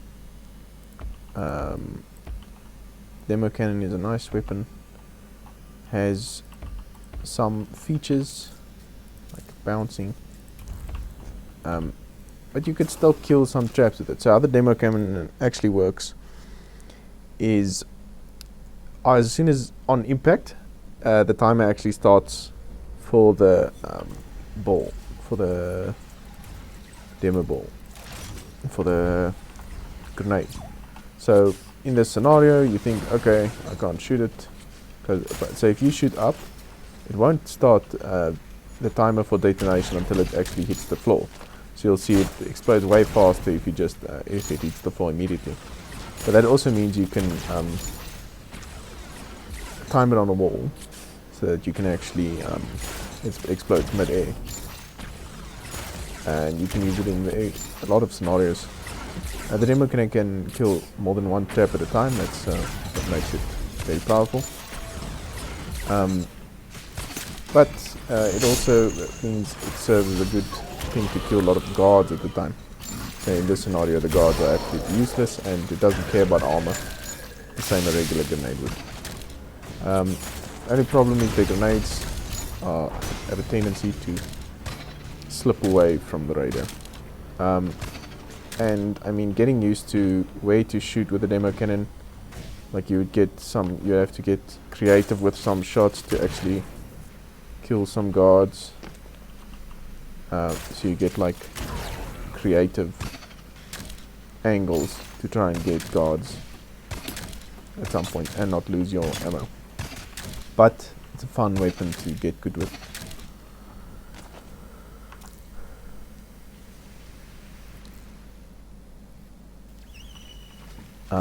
The next weapon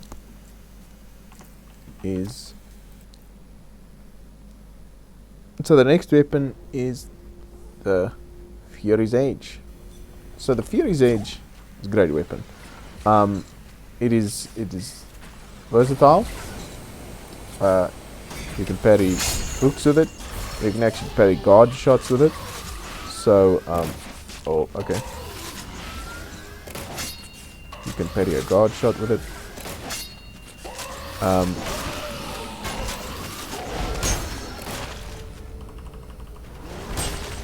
Now, if you hit armor, you actually do get a delay from not being able to hit something again for a few seconds. But that's fine.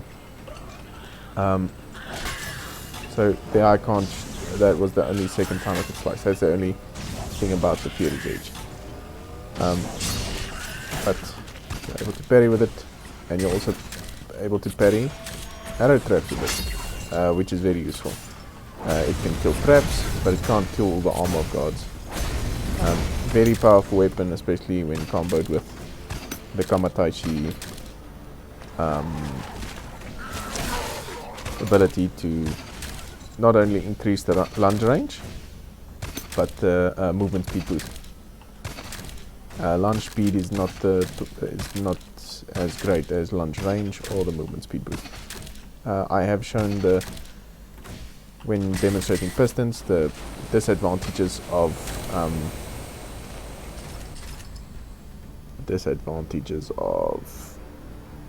melee weapons when dealing with Pistons or traps through this area. If I wanted to kill this trap, for instance, from here, it would be difficult because it would pull my character towards it, and sometimes that doesn't necessarily work when putting through a wall or something. Like for instance here, I do have a red crosshair, but it's probably not going to pull me towards it. So I have a red crosshair. Okay, no, there it worked. But I did demonstrate it with the Pistons. But Kamataishi, you used to be able to slice your own grappling hook with it. That is no longer a thing. Fury's Edge now.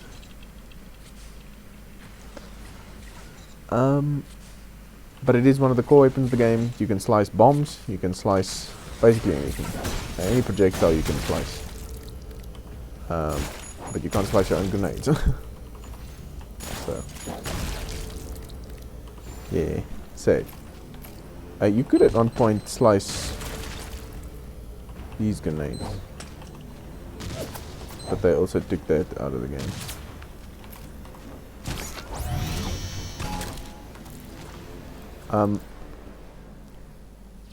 Next weapon is the Sledge Blade.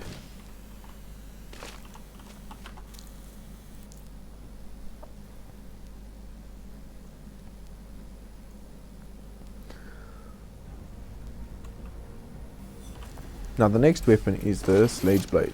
Now the Sledge Blade parries, combos well with the Fury's Edge, where you combos well with the Fury's Edge, and you see we get the movement speed boost from that perk from the melee class. Now the Sledge Blade actually can't parry shots. That's the big disadvantage of the Sledge Blade compared to a regular, like you can't parry that shot even if you time it correctly. So you would actually just die. But the Sledge Blade has a big lunge range compared to the, and it also has the ability to kill armor. You see that armor got shot off.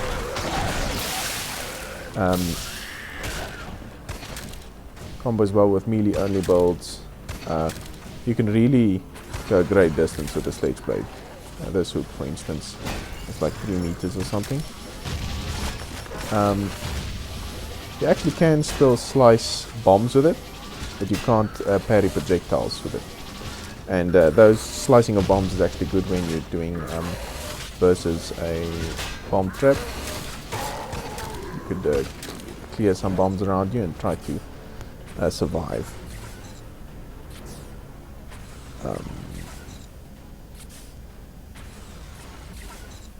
Yes, it has a lot less use cases than it used to, but it's still a good raider weapon in the raider's arsenal, especially when used in conjunction with the Fury's Edge. Sledge Blade is good. Next weapon is the Loadstar Shield. Now the Loadstar Shield is actually a new addition to the game, or not super new, but it's a good weapon. It has disadvantages and advantages. So the Loadstar Shield is good versus something like a flame trap because it blocks the whole flame, even though. So let's say. So it blocks a lot of the flame. It's actually not very good at blocking arrow traps because, for instance, a lot of times one of the arrows would sneak past it.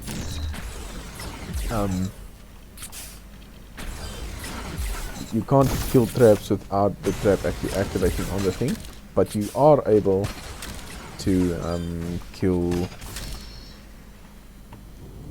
You are able to kill tombs with it, which is something I know. So you can kill tombs with the Loadstar Shield, but not traps. So they do block any type of projectile.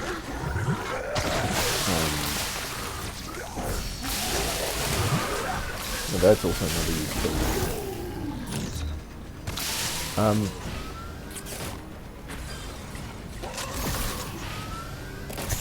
We're good at blocking the projectile. It has different uses as well. If I say take the game from here, just to get the correct suit, because otherwise it's loading too long. If I use my Nautilus suit, you can see that I can actually grapple towards my own shields and use them as a temporary platform.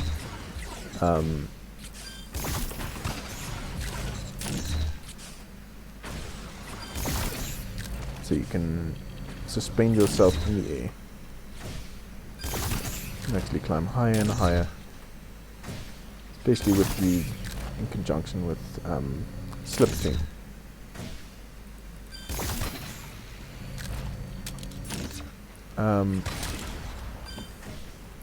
Use cases for it. It's a niche weapon. I won't lie. I don't think a lot of people are using it. It has uses. It can be fun to play with, to experiment with. Perfect Block gives it a slightly larger shield, but I think most other weapons are probably better than it, especially the Arc. I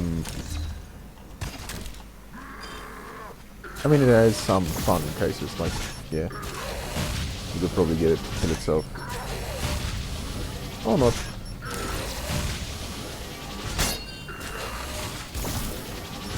Yeah.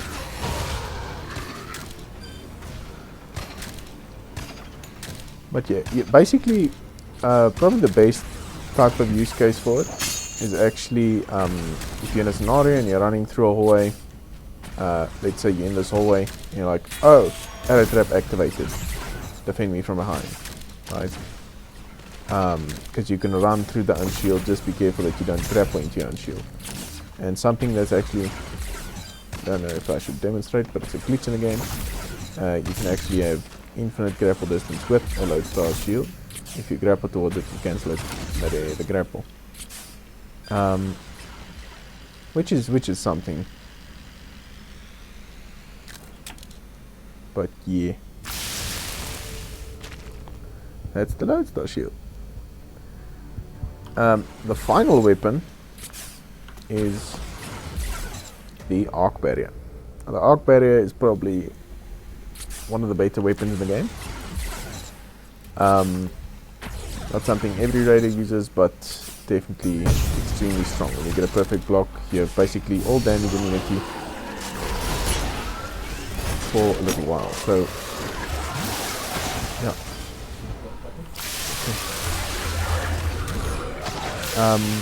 Corrosive damage actually doesn't trigger the perfect block, but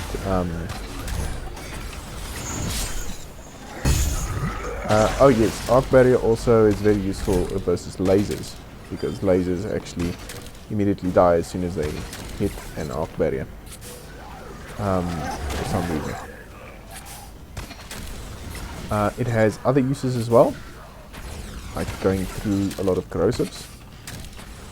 Where a lot of corrosives would usually kill a raider, you could even get a perfect block on your own grenade and stay in corrosives for quite a while.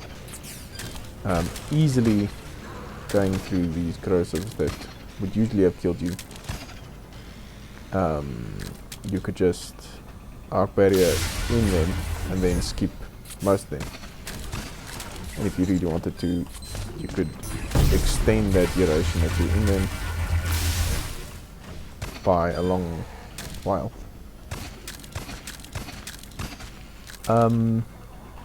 Yeah, used very well in conjunction with either Fury's Edge or the Bolt Lancer. I think it's the best with the Bolt Lancer, the Arc Barrier.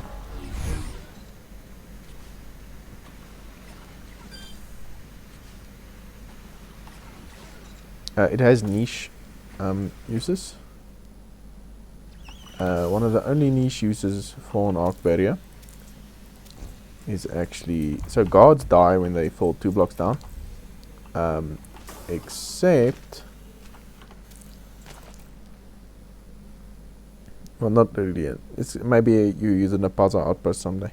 I don't know. It's only one that I know that has it. So, but guards usually die at a certain distance. If they fall down, they die, right? But if you used your Arc Barrier to have the guard, let me demonstrate again because I'm not very good at this. If you use your it has to jump down actually.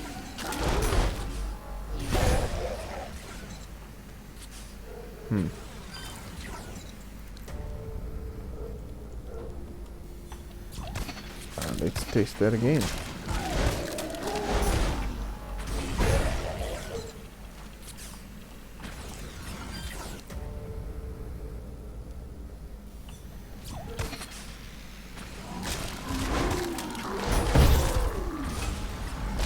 Then you could actually save the guard by getting a perfect block on it and then getting it out of its animation. It can fall further. It can basically fall an infinite distance to one if that happens.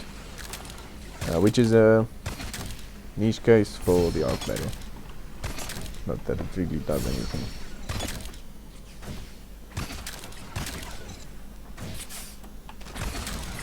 Learned that one from Awesome.